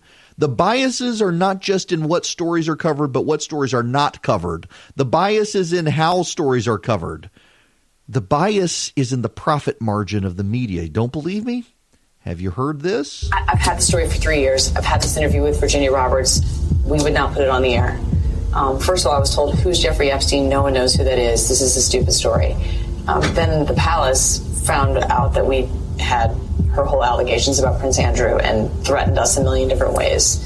We were so afraid we wouldn't be able to interview Kate and Will that also quashed the story. And then Alan Dershowitz was also implicated in it because of the planes. She told me everything. She had pictures. She had everything. She was in hiding for 12 years. We convinced her to come out. We convinced her to talk to us. It was unbelievable what we had. Clinton. We had everything. I tried for 3 years to get it on, to no avail, and now it's all coming out, and it's like these new revelations, and I freaking had all of it. I'm so pissed right now. Like, every day I get more and more pissed because I'm just like, oh my God, what we had was unreal. They had it all. And by the way, do you know what the spin is from media watchers today? Brian Settler at CNN and the like is the poor media hero, the victims. I mean, that's actually the spin. How dare Jeffrey Epstein hire lawyers and those lawyers try to silence the press? That was in Brian Settler's morning email at CNN on this, taking the ABC News spin. That it was the lawyers. We had to make sure the story was vetted, and the lawyers impeded us. We couldn't make sure the story was vetted. We couldn't run the story. In the same way, nobody wants to hold NBC News accountable. Nobody wants to hold NBC News accountable over Harvey Weinstein and the Ronan Farrow book. The rest of the media is covering for NBC News. They're now covering for ABC News at CNN, dismissing this story, saying that this is all being blown out of proportion. Here's a reporter who had everything on Epstein 3 years ago, had it all, and she and ABC News are somehow the victims because James O'Keefe, a right-wing troll, helpfully labeled by CNN, got this video and exposed it. How are they the victims? They're not. They didn't want to impact ratings. They wanted an interview with William and Kate and were afraid Buckingham Palace would block it if they tied Epstein to Prince Andrew. It was all about ratings. All about market share, all about gain, all about the sweeps. It had nothing to do with what's right or wrong. It had nothing to do with talking truth to power. You see, they had less credibility in the allegations against Brett Kavanaugh. And ABC News and NBC News and CBS News and CNN and MSNBC, they were willing to run with that. The New Yorker, they were willing to run with the unsubstantiated allegations against Brett Kavanaugh, where the star witnesses had no witnesses to back them up. All of the names of people who could back them up couldn't back them up. But yet this, they had the pictures, they had the evidence, they had the documents, they had it all, and they wouldn't run it. They were willing to extend protections to a pedophile. They were not willing to extend to Brett Kavanaugh because they are uniformly liberal. They are uniformly of the left. They are uniformly in the tank for the Democratic Party. They're only willing to talk truth to power if the power has an R next to it. Otherwise, they protect and they defend. And this is why so much of the American public does not like the media, does not trust the media. And the very same media that is willing to cover for a pedophile so that they don't lose access to the rich and powerful is the very same media that's willing to pick winners and losers in a chicken sandwich war because one of those organizations happens to have owners who are explicit about their faith. It's the very same media that will refuse to cover a groundbreaking, world-famous artist because his latest album is about God and theologically correct. Do you think that if Kanye West, if he were to come out with a postmodern God album and it was all spiritual self-help in the style of Oprah Winfrey or Rob Bell as opposed to theologically accurate, what do you think the media reaction would be? They would be dancing in the streets for woke theology, Kanye West. They would be talking about this months from now. If his album didn't clear the top 200, they would be talking about how the Christians in this country are bigoted boycotters of a black rapper. But nope, they're not. They don't want to talk about it at all because it's theologically sound. To the extent they want to talk about Chick-fil-A, it's to disparage it in contrast to something like Popeyes. And it's the exact same media that'll go after Brett Kavanaugh, a Catholic conservative Supreme Court nominee, with unsubstantiated rumors, while they have the substantial rumors substantiated by victims with Jeffrey Epstein. And oh my gosh, we can't run this story. It might hurt us getting interviews with other people. Welcome back. It's Eric Erickson here. The phone number, 877-97-ERIC, 877-973-7425. I don't know. Where is this? Some airport on the messaging system. There's a messaging screen. Wait. San Diego International Airport. That's where it is. On the messaging screen. Airport is paging. Epstein cover-up. Please meet your party at Terminal 2 East by American Airlines. That's the sound you hear is that somebody has this up on Twitter. They're recording it. Airport is paging. Epstein cover-up. Please meet your party at Terminal 2 East by American Airlines. Y'all, I'm sorry. Maybe I shouldn't laugh at this stuff, but I find it absolutely hysterical. So when I was on my guys' weekend, I apparently, at some point in the middle of the night, texted the group that I was with. Can't believe I did this. My tweet read, or my text to the group read something along the lines of, guys, I think I've had too much to drink and Epstein didn't kill himself. I thought it was funny. They very much thought it was funny. I'm going to have to do that again. But this Epstein stuff, listen, the more we know about it, I am not a conspiracy theorist, and I realize that's like when someone says I'm not a racist and then they say racist stuff after the but. Yeah, I get that. But I'm hugely dismissive of conspiracy theories. And I don't know that there's anything more than Jeffrey Epstein committing suicide. You can't help look at everything, though, and think this is going to be an unsolved mystery. This is going to be like Jimmy Hoffa. What happened to Jimmy Hoffa? What actually happened to Jeffrey Epstein? The doctor comes out from the autopsy and says that the bruisings and the bone fragmentation from his strangulation look more like murder than suicide. The camera, there was no camera. Someone was asleep. It really is convenient that all of these things happened with Jeffrey Epstein, particularly when it was obvious that if he had the goods on so many people people were going to be out to get him. So I find this, and it is, you need to understand, this is coming from like Reddit and 4chan. It's trolls who are firing this up, and it's swept into the popular consciousness again. Someone, I saw that there are all these viral photos coming out that someone apparently at a Target rearranged the stockings. Maybe it was Photoshopped, I don't know, but they rearranged the stockings. The stockings that have the initial on them, so you can get, if your name starts with an A, you can get the stocking that has an A, etc. Someone rearranged them to spell out Epstein didn't kill himself. I mean, I find it very funny, and I realize it originated from dark recesses of the internet and spilled out into popular culture. But this whole uprising of the American people over calling BS on the story, I actually find it rather refreshing to see people rising up and saying, hey, we need more than what we've got on the story. Clearly there's a there. Y'all, I would like to thank Quip for sponsoring this week's show. Y'all, I love my Quip toothbrush. I bragged about it forever. I continue to brag about Quip because it is a great toothbrush. In fact, I took a trip this past weekend. My Quip went with me, obviously. It goes with me everywhere, and I really do get 2 minutes of brushing my teeth. Now, if you're not familiar with Quip, Quip is actually, it's the size of a regular toothbrush. It works on 2 AAA batteries. They send you the battery, or 1 AAA battery. They send it with the Quip, and it just works. Your toothbrush gives you great sonic vibrations for 2 minutes. It pulses for every 30 seconds. It pulses so that you know to switch it around in your mouth to get an even brushing. My dentist, my orthodontist, they both think I've been bleaching my teeth. I haven't. I've just been brushing really, really well because the Quip vibrations are great to clean, and the pulse makes sure that I know I've got 2 minutes to go. It turns itself off after 2 minutes, and it makes sure that I'm getting an even cleaning by pulsing every 30 seconds as I switch it around. If you haven't tried Quip, let me slow down. If you haven't tried Quip, you should. You really actually should. It's a great toothbrush. I've tried the $100 supersonic toothbrushes. Nothing comes close to the Quip toothbrush. Nothing has incentivized me to get a 2-minute brush into my teeth like Quip. You'll find that's the case with you, my wife, my kids. We've all got Quips.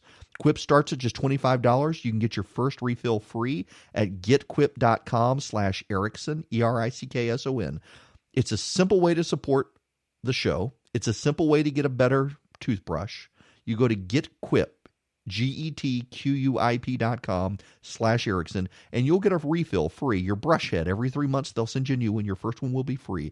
Go right now to getquip, getquip.com/Erickson. Take advantage of this great deal. Thanks to Quip for sponsoring the show. Hello and welcome. It is Eric Erickson here, the Eric Erickson Show, across the state of Georgia, around the nation and the world on Facebook Live. You can go to EW Erickson on Facebook.com to see the live feed if you want, or stay where you are if you're listening, tuning in around the state of Georgia.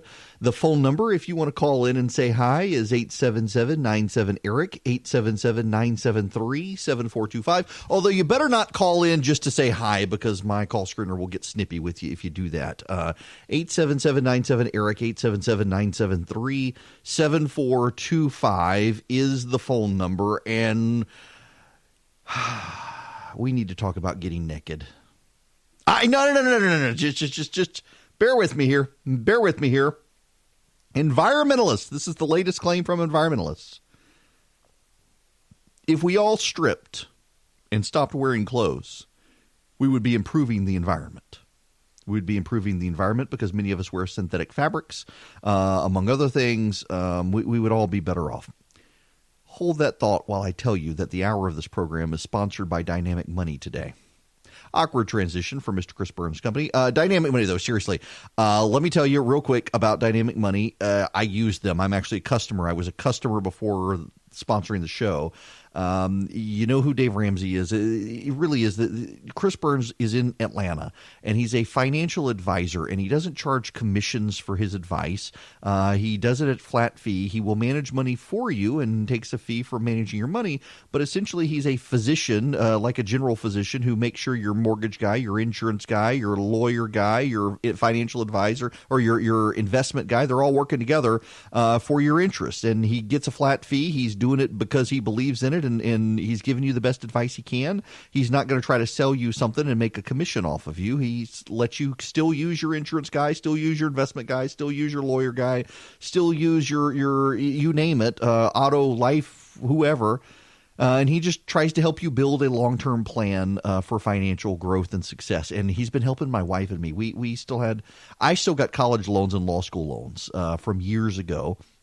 And he's helping us devise a plan to be able to pay that stuff off earlier, to get rid of outstanding credit card debt, to build some funds to pay for expected medical bills and stuff I would have never even thought of. And he's able to – and, man, it makes me mad that he's got that much good business sense that I don't. But I highly recommend Dynamic Money. You can go to dynamicmoney.com. You can talk to Chris or one of the people who works with Chris.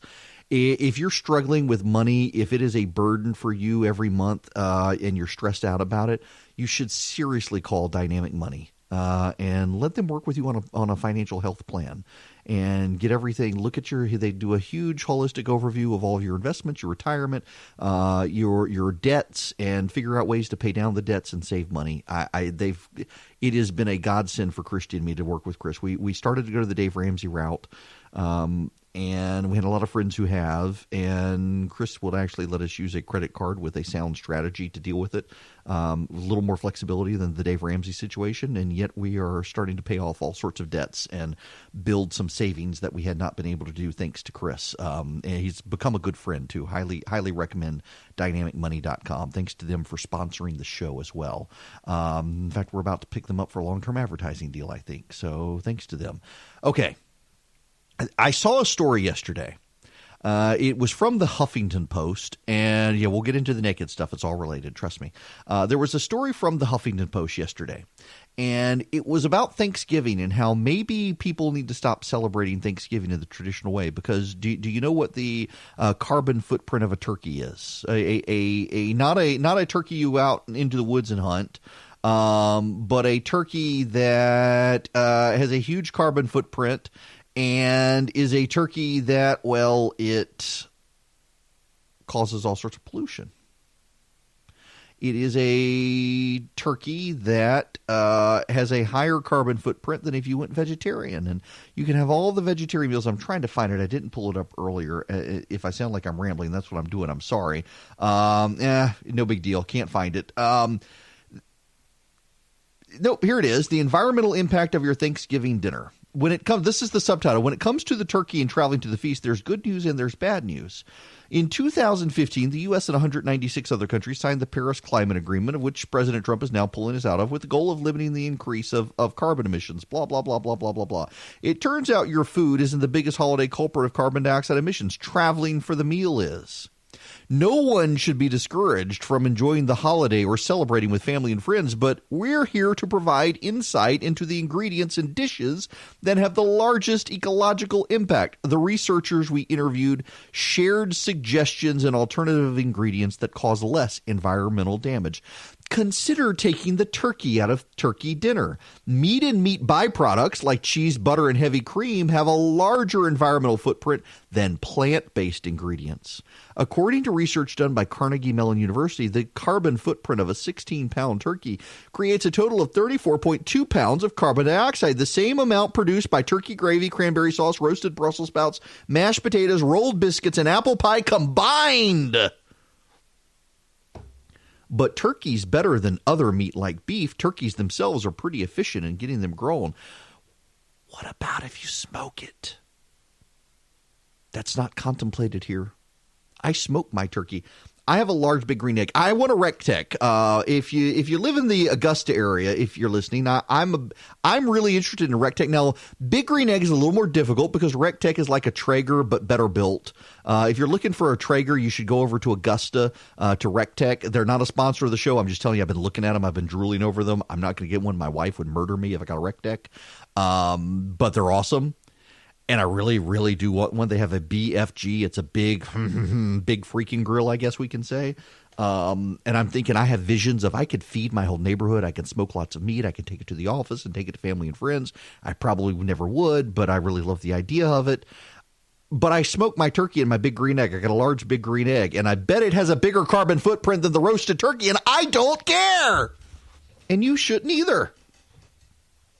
I mean, the idea that this is becoming a religion, and I hope you see that. I don't say that flippantly. Yeah, buddy of mine texted me, you don't fry your turkey? Honest to goodness, I don't fry my turkey, and I don't actually like fried turkey. I mean, I will eat fried turkey, but I'm not as big a fan of fried turkey as I am the smoked turkey.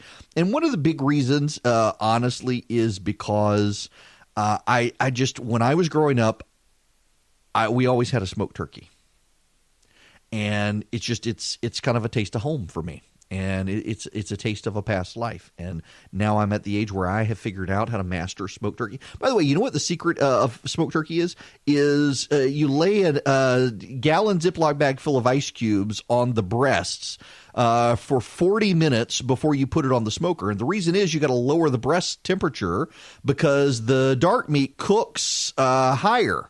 It has to be hotter than the breast. So if you lower the temperature of the breast by putting an ice pack on it before you put it on the smoker, or even in the oven, or even in the fryer for that matter, lower the temperature of the breast meat, well, then it takes it longer to come up to temperature. By the time it comes up to temperature, the dark meat gets up to temperature, and so you have an even turkey. The breast isn't overcooked to get up to the thighs. There's your tip. By the way, text recipe to 33777 as I start trotting out the Thanksgiving recipes, starting today, as a matter of fact. Text recipe to 33777.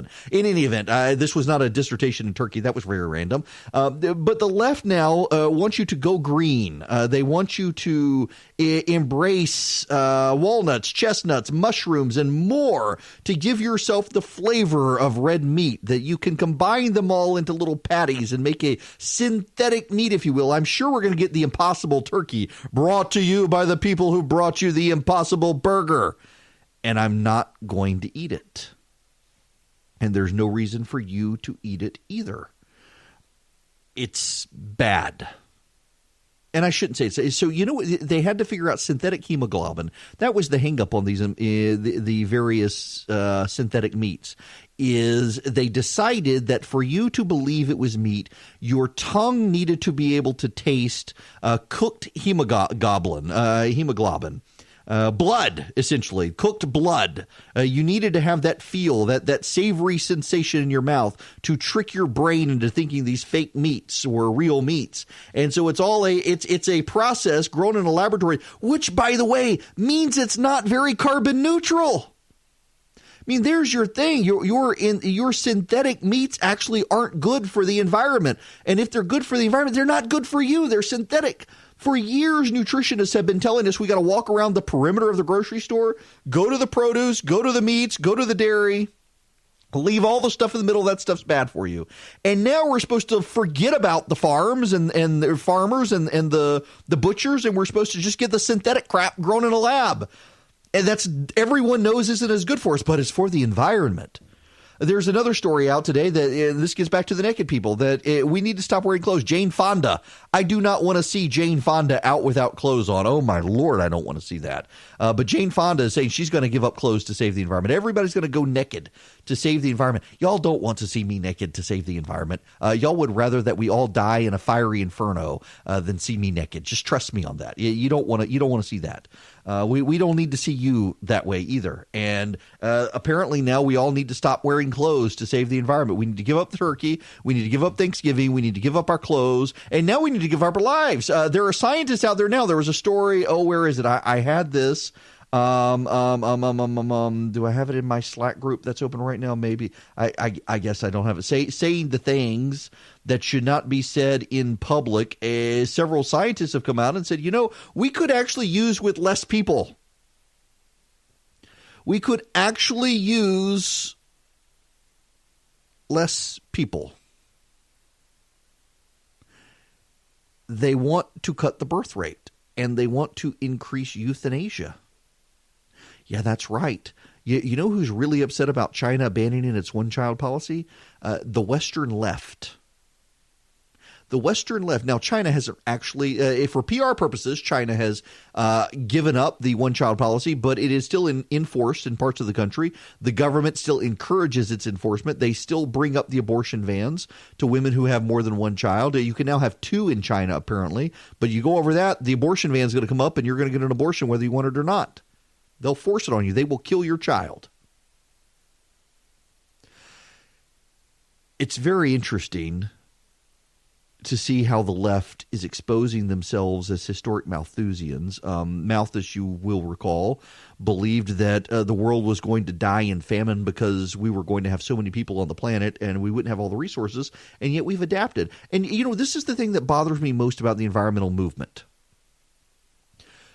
These are a group of people who believe in evolution. They do not believe in God. They believe in science. They believe these things by faith. And somehow the genius of humanity escapes them. The ability of humanity to adapt to present circumstances escapes them. There are now worrywart scenarios of half the world drowning. Major coastal cities are all going to be underwater by 2050. It's something out of that bad Kevin Costner movie Waterworld. All the big cities on the planet are going to be underwater. The Netherlands is already below sea level, and they've been able to save their cities through locks and dams and other things. They've been able to save their cities. They've been able to do things that others have not, and somehow we believe that the rest of the world can't because they're third world. It's a very bigoted sense. These third world countries can't actually do these things that the Western world can. So the Western world should give up everything to save the rest. But if you read the research, if they're right, we're too far gone. Why can't we adapt? I mean, I need to ask this question, and everyone, the environmentalists get very, very defensive on this. Why can't we adapt? Now, they say, well, because we're going to create an ever-growing feedback loop, and that ever-growing feedback loop is going to make situations worse. But miracle of miracles, we as a society have over time been able to stem the tide of environmental damage and catastrophe by adapting and innovating. Why do we presume now that people aren't adapting and innovating? There are stories after stories of American corporations and others who are willing to go out and, like Apple, be carbon neutral or actually net negative on carbon. That is, that they use so many resources that are renewable energy sources that they're helping the environment through what they're doing. And they're doing it without government mandate. They're doing it without the government controlling. Now, a lot of these companies, because it's expensive, they actually want the government to mandate it as a form of competition. They want every other company to have to pony up. They've ponied up, so now let the government bully everyone else into doing it as well. It's a virtue signaling idea that actually doesn't work very well long term unless they can get the government to force everyone else to go along with them.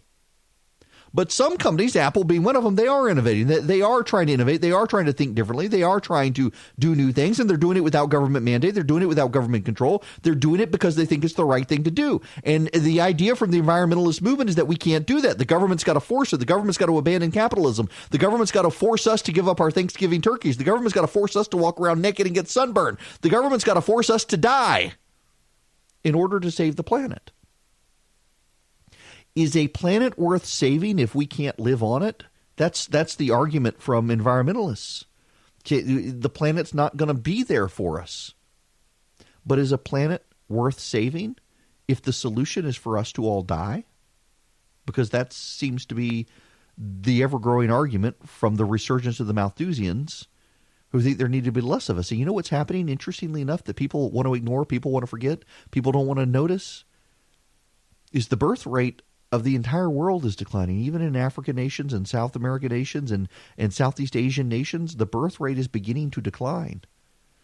The United Nations says we may hit 10 billion people on the planet by 2100, and then it's going to be downhill from there. Now, can we get into what I personally think that's going to really make people mad? I believe there's a God. I believe there's a heaven and a hell, and I believe there will be a last day, and Jesus will come back, and we're not going to be on this planet forever.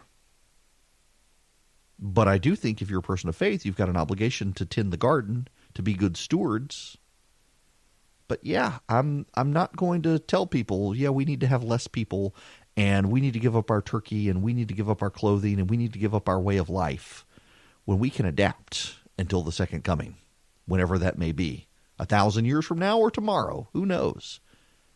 But we got to abandon everything we like in life and have innovated to get to because some environmentalists' new religion says we've got to? No, I don't think so. If we believe in the separation of church and state, let's believe in the separation of environmentalism and state because it's become a religion in and of itself.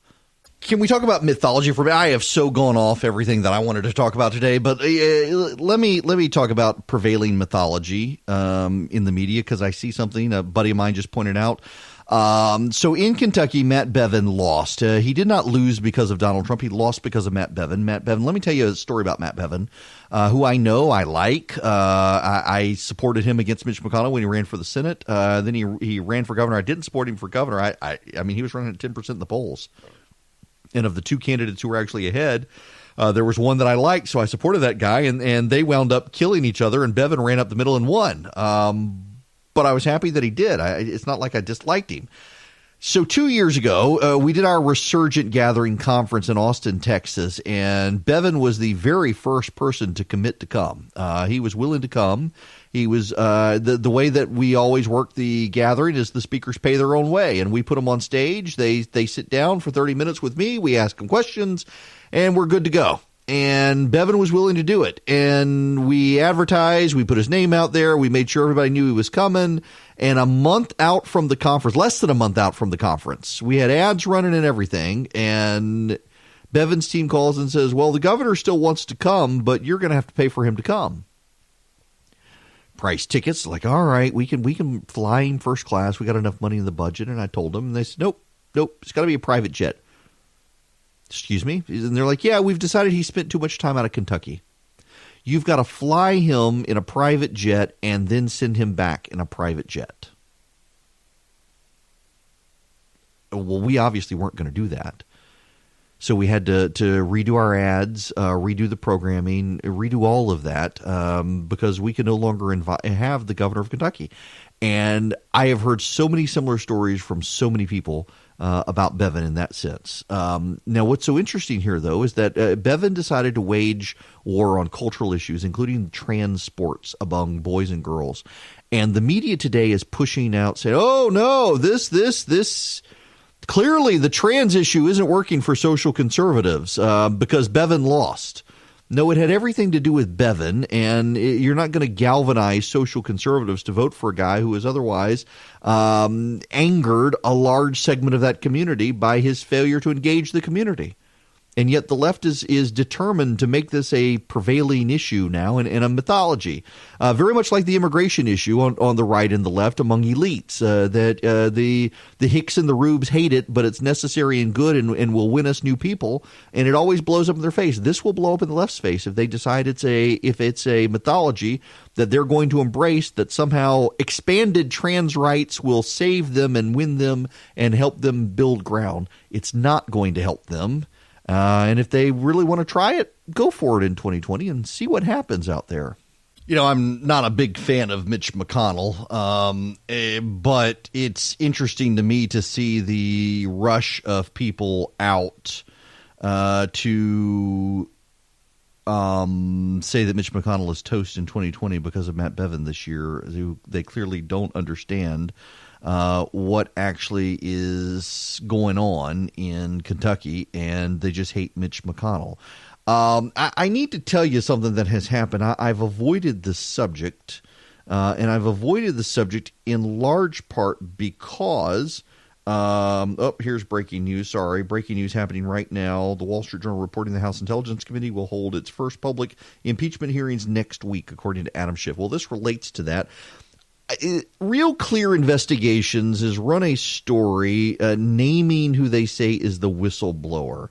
And I've avoided it because it's a single story and no one else has done it. Now, there are reasons that no one has wanted to out the whistleblower.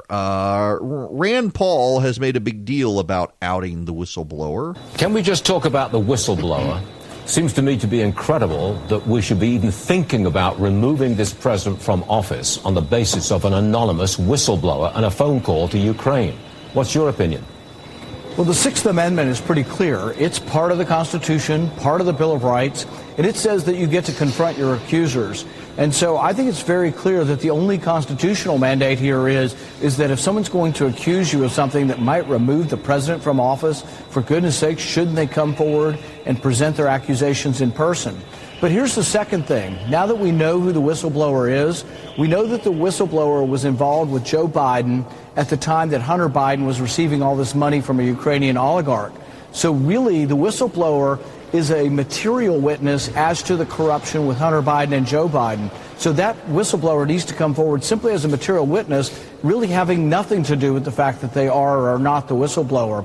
So I think that this person needs to be subpoenaed, and I suspect that it is going to happen. It's going to be in the public, and that there will be a subpoena, at least an attempt to get a subpoena. And the question is, are the Democrats going to allow a process where we can discover the president wanting this information on Hunter Biden, whether or not there really was corruption involved? Really? The whistleblower's name is starting to trickle out from numerous news outlets. Yasser Ali, who is he's written for the New York Magazine, he's written for the Huffington Post. He has confirmed from multiple sources that the whistleblower has been named. Charmella is his last name, and he said it was from multiple people. That Donald Trump Jr. sent out a tweet naming that individual as well as the whistleblower. This now coming from multiple sources, and Yasser Ali, highly respected reporter, saying he's confirmed it from multiple sources. And Jake Tapper, however, saying that the whistleblower's attorney on a member of the president's family tweeting out a story on a pro-Trump website allegedly naming the whistleblower, says identifying any name for the whistleblower will simply place that individual and their family at risk of serious harm. We will not confirm or deny any name that is published, but we will note publication does nothing other than show the desperation of a partisan crowd to deflect from the substance of the whistleblower's complaint. It most certainly will not relieve the president of the need to address the substantive allegations, all of which have been substantially proven to be true. So Rand Paul is saying we gotta hear from the whistleblower, and now we've got Donald Trump Jr. naming the whistleblower.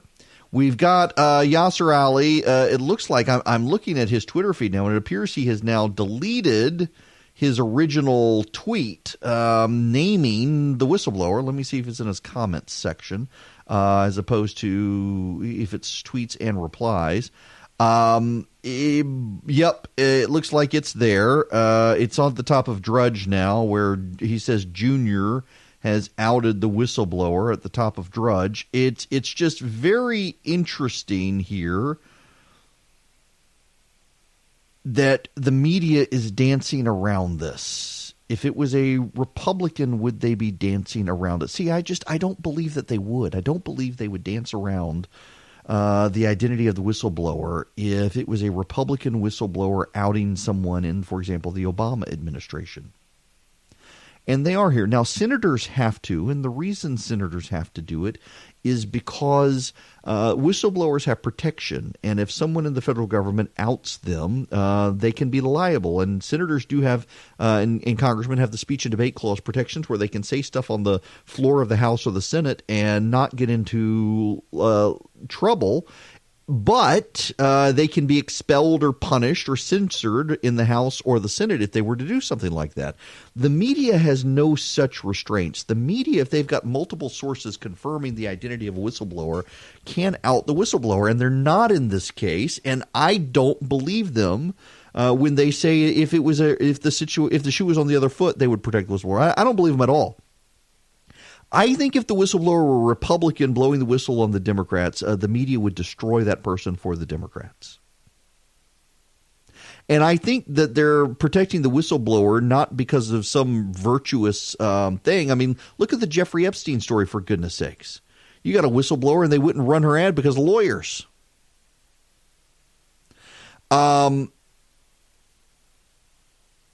I think they're protecting the whistleblower because the more we learn about the whistleblower, if it is that person, the whistleblower is hyper-partisan. And the whistleblower has filed numerous complaints in the past, and it makes it look like the whistleblower was trying to throw everything at the wall to see what stuck. And miracle of miracles, happen to find something that stuck. But I think it undermines the Democrats' case if the whistleblower is a hyper-partisan. Again, this is a political process. The president, for all the people saying, well, the president is the rule of law. He needs to be impeached because of the rule of law. This is not a court of law. This is a political process. And what's so frustrating to me, and I've got a lot of friends of mine, and I don't mean to make anyone mad here. I'm just telling you what I think. I got a lot of friends who are rule of law. We need to protect the whistleblower. The president has no right to confront the accuser because this isn't a court. He can hear from other firsthand witnesses, et cetera, et cetera, et cetera.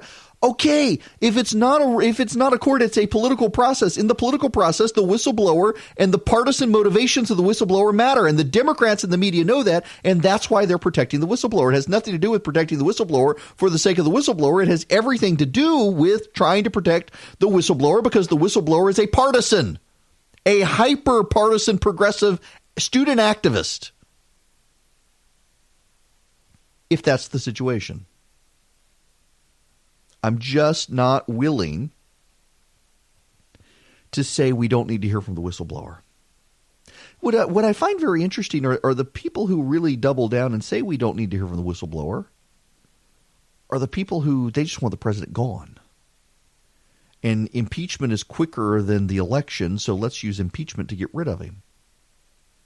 But I go back, and I don't mean to repeat myself on this issue too much. I don't want to sound like a broken record and just recycle things over and over on the show. I know some hosts who you can listen to them one day and the next day listen to them and you think you're hearing yesterday's show. I don't want to be that way.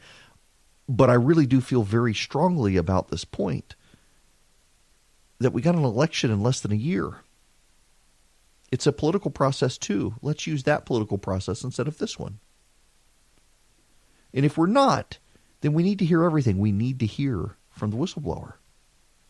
We need to see just how much of a partisan the whistleblower really is. And if the Democrats aren't going to give us that, if they're not going to be able to let the president confront the accuser, and in fact, it is the president confronting his accuser, it does matter. It absolutely matters. We need to be able to see these things. And if we're not going to, well, then we need to abandon the process. Because the process is deeply flawed. It's not fair. But let's not kid ourselves on the ultimate issue here of the media protecting the whistleblower because the media wants to protect a partisan. And I really do think that matters a lot.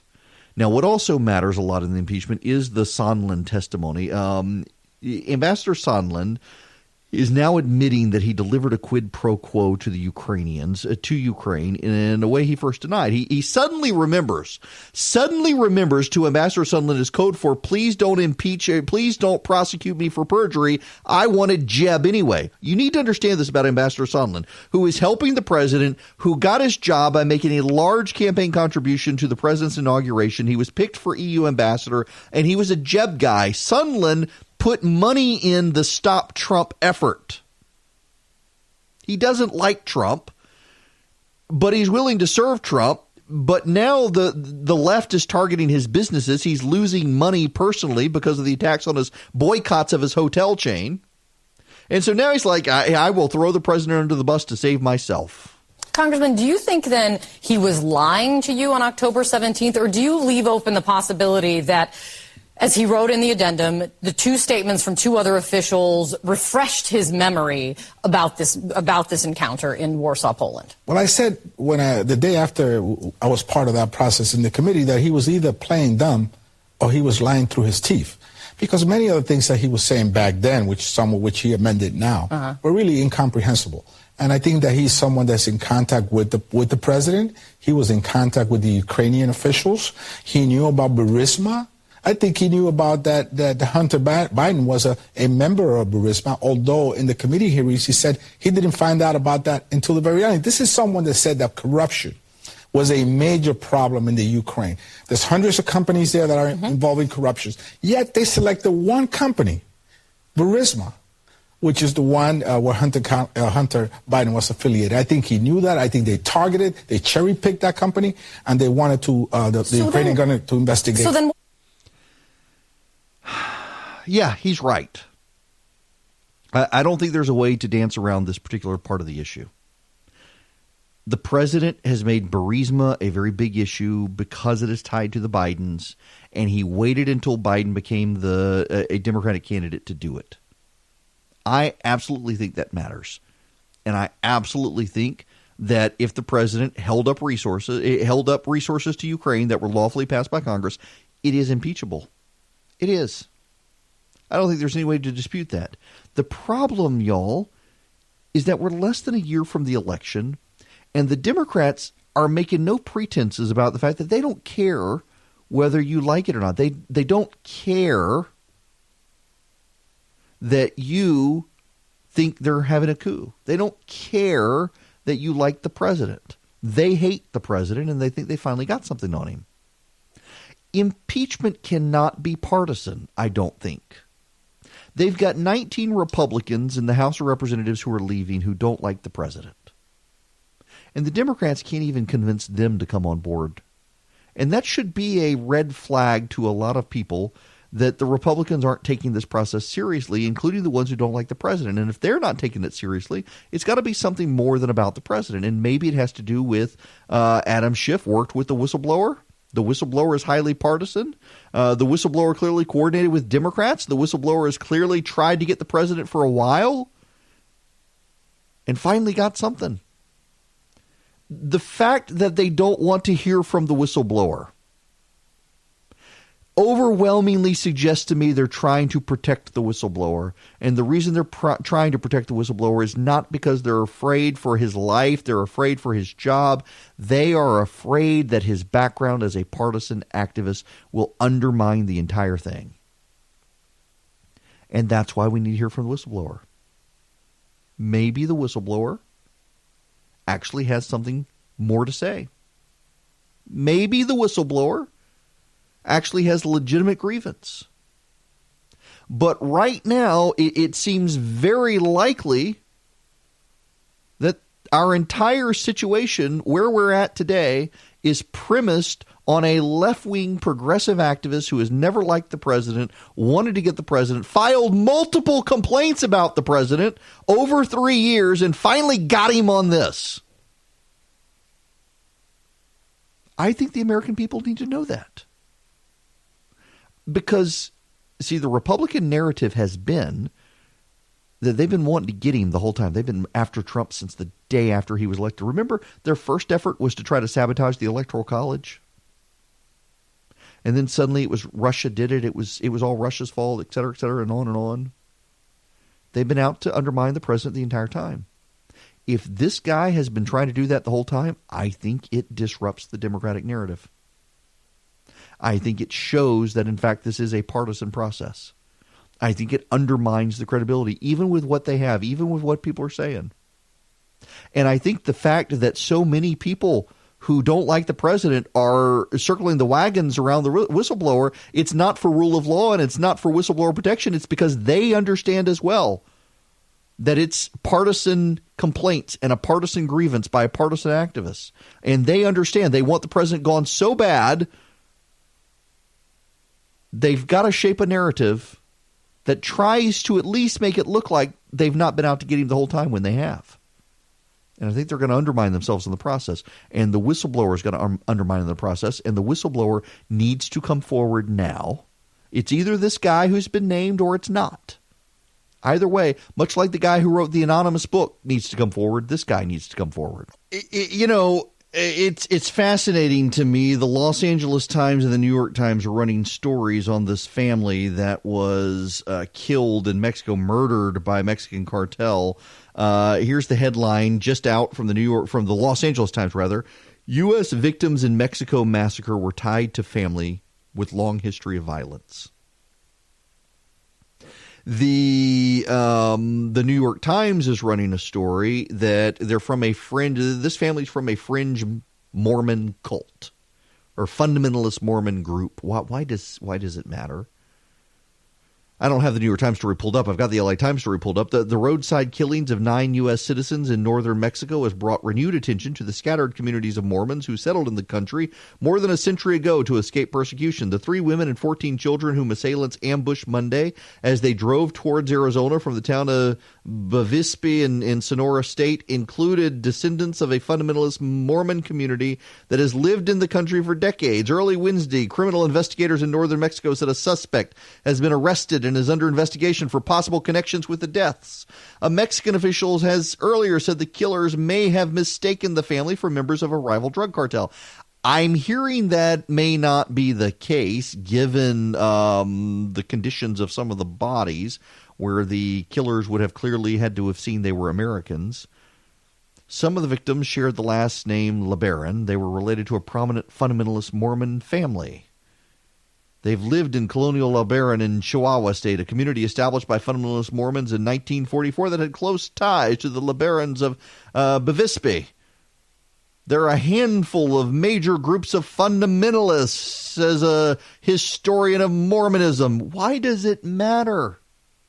You see, what's going on here is the media needs to undermine the credibility of what happened and call into question what was going on, because there are growing numbers of Americans who are looking at the situation and saying, do we need to send the military down there? Do we need to send the military? Well, if they can undermine the family, if they can undermine the credibility of the family, they may be able to stop Americans from thinking about that. They may be able to make this anomalous, as opposed to what it is, an increasing pattern of violence in Mexico against Americans. It actually is. There's an increasing pattern of violence against Americans in Mexico. This is a family. How many again? 3 women and 14 children, 17 whom assailants ambushed. Some of them, the children, were running away and they were shot and killed in the back of the head or the back as they were fleeing. Others were able to hide. We need to do something. Is the president going to let Americans be murdered by drug cartels in Central America? The violence is spilling over. You know what the Mexican response is? I'm not kidding you. I almost used the S word. I'm not kidding you, though. You know what the Mexican response is? The guns came from North America. The guns came from the United States. If the American government would have done something to control the guns, everything would be different. This would not have happened. It's all the American government's fault. That's actually the response. I'm not making that up. That is actually the response of the Mexican authorities. It's our fault because of our gun policies in this country. Most of our guns are coming from the United States, says Mexico. Well, where are they coming from? The United States. They're not coming from lawful purchases. Someone's having to buy the guns. Someone is breaking the law to convey the guns to the Mexicans, or the Mexicans are stealing them. They don't want to talk about that. They want to blame us for this. There is historic precedent for the American military going into other countries after Americans have been harmed. It was an outstanding practice within the Roman Empire that if anyone killed a Roman citizen outside of Roman authorities, Rome would march the army in and ruin the land. The United States, Teddy Roosevelt has done this. There was a movie, what was it, Candace Bergen? I can't remember. The movie about Teddy Roosevelt when an American was held captive in North Africa, sent the American military after him. This is our southern border. It is in chaos. And the American media has decided that the best course of action to avoid the president taking action is to slander the family so that the president wouldn't want to. To say that the president is somehow bad, the president is somehow, or this family is somehow bad and violent, so I guess they got what they deserved or something? No. This is American citizens murdered in Mexico by Mexican drug cartels. It's time for us to take the fight to the drug cartels. They're clearly taking the fight to us. It's time to stand up and do something on our southern border. Justice demands it. The blood of the victims does too.